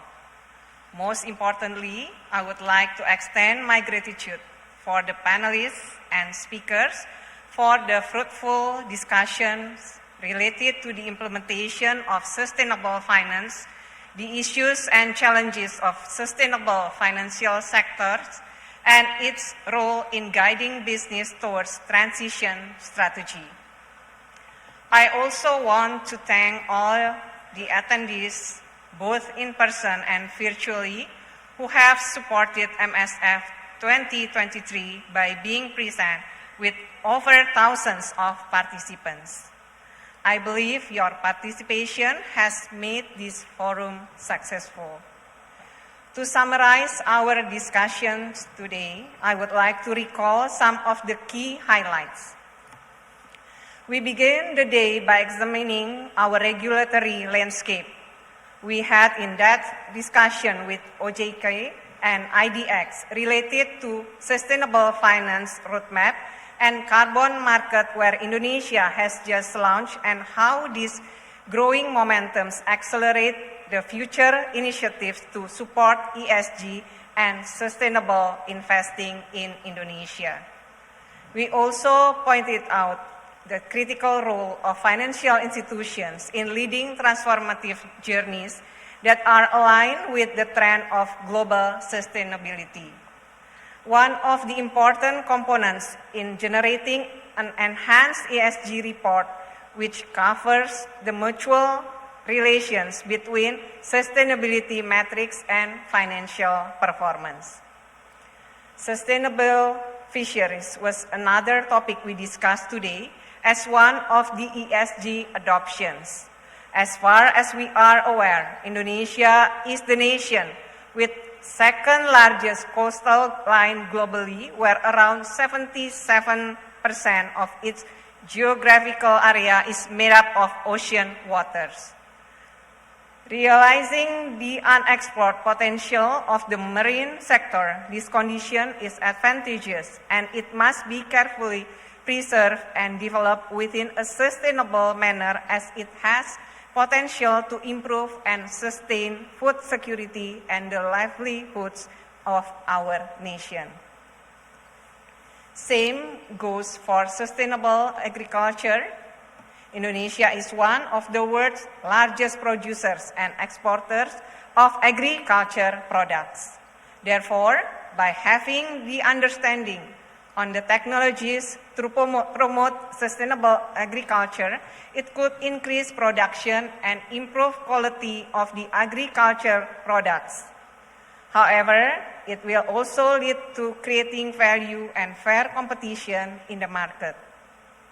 Overall, we are extremely grateful to each panelist to their valuable insights on the sessions. We truly hope that Mandiri Sustainability Forum 2023 was a worthwhile experience for you, offering comprehensive discussion that could assist us to bring responsible business and investment decisions. Ladies and gentlemen, let us agree that maintaining the viability of financial institutions is a continuous process rather than a destination. This requires participation and collaboration from all stakeholders. The choices we make today will vibrate through the years, shaping the financial landscape to create a better place to live for the generations to come. See you next year. Thank you. Wassalamualaikum warahmatullahi wabarakatuh. Waalaikumsalam warahmatullahi wabarakatuh. Thank you, Ibu, for sharply concluded the second Mandiri Sustainability Forum 2023.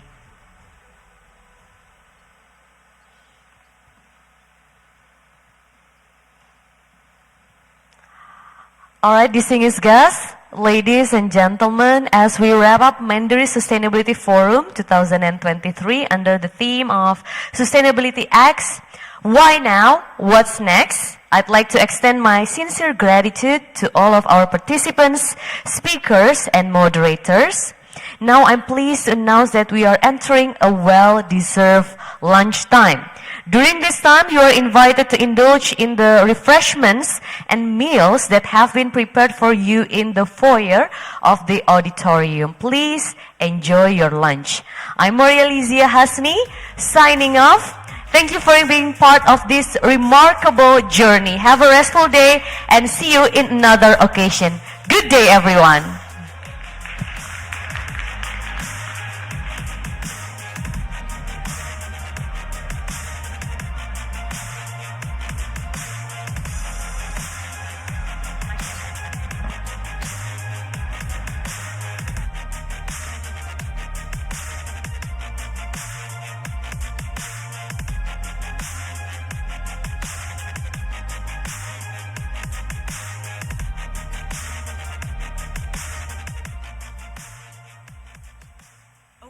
Centuries, Earth's surface temperatures have consistently risen, deviating from historical.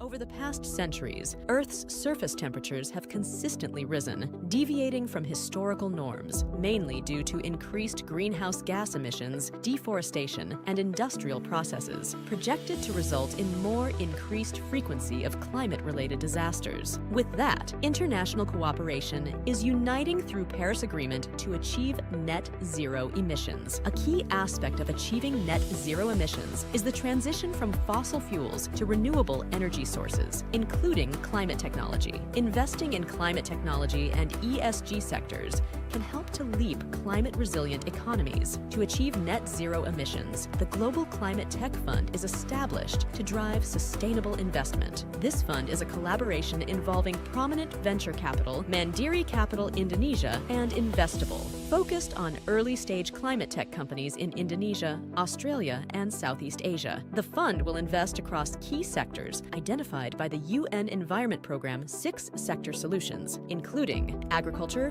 building and cities, land and forest use, transport, energy, and industry. Mandiri Capital Indonesia and Investable is working towards climate investment and SDGs impact through our initiatives. More than investment, the fund also acts as an enabler to bridge markets to drive drive climate tech innovation, strengthen market growth, and implement knowledge transfer on climate technologies across Indonesia, Australia, and Southeast Asia. Global Climate Tech Fund will foster its collaboration through synergy with SOEs that's worth $650 billion business ecosystem, Mandiri Group as sustainable banking to support synergy and integration with startups. The fund strengthens fundamental support by engaging with the APEC Business Advisory Council. Global Climate Tech Fund invites collaborators, innovators, and stakeholders to join this initiative through Expand Business Synergy, Strengthen Network, participating towards green investment through Global Climate Tech Fund. Together with this initiative, driving net zero emissions and sustainable impact towards the future. Global Climate Tech Fund. Scale and accelerate climate tech innovation.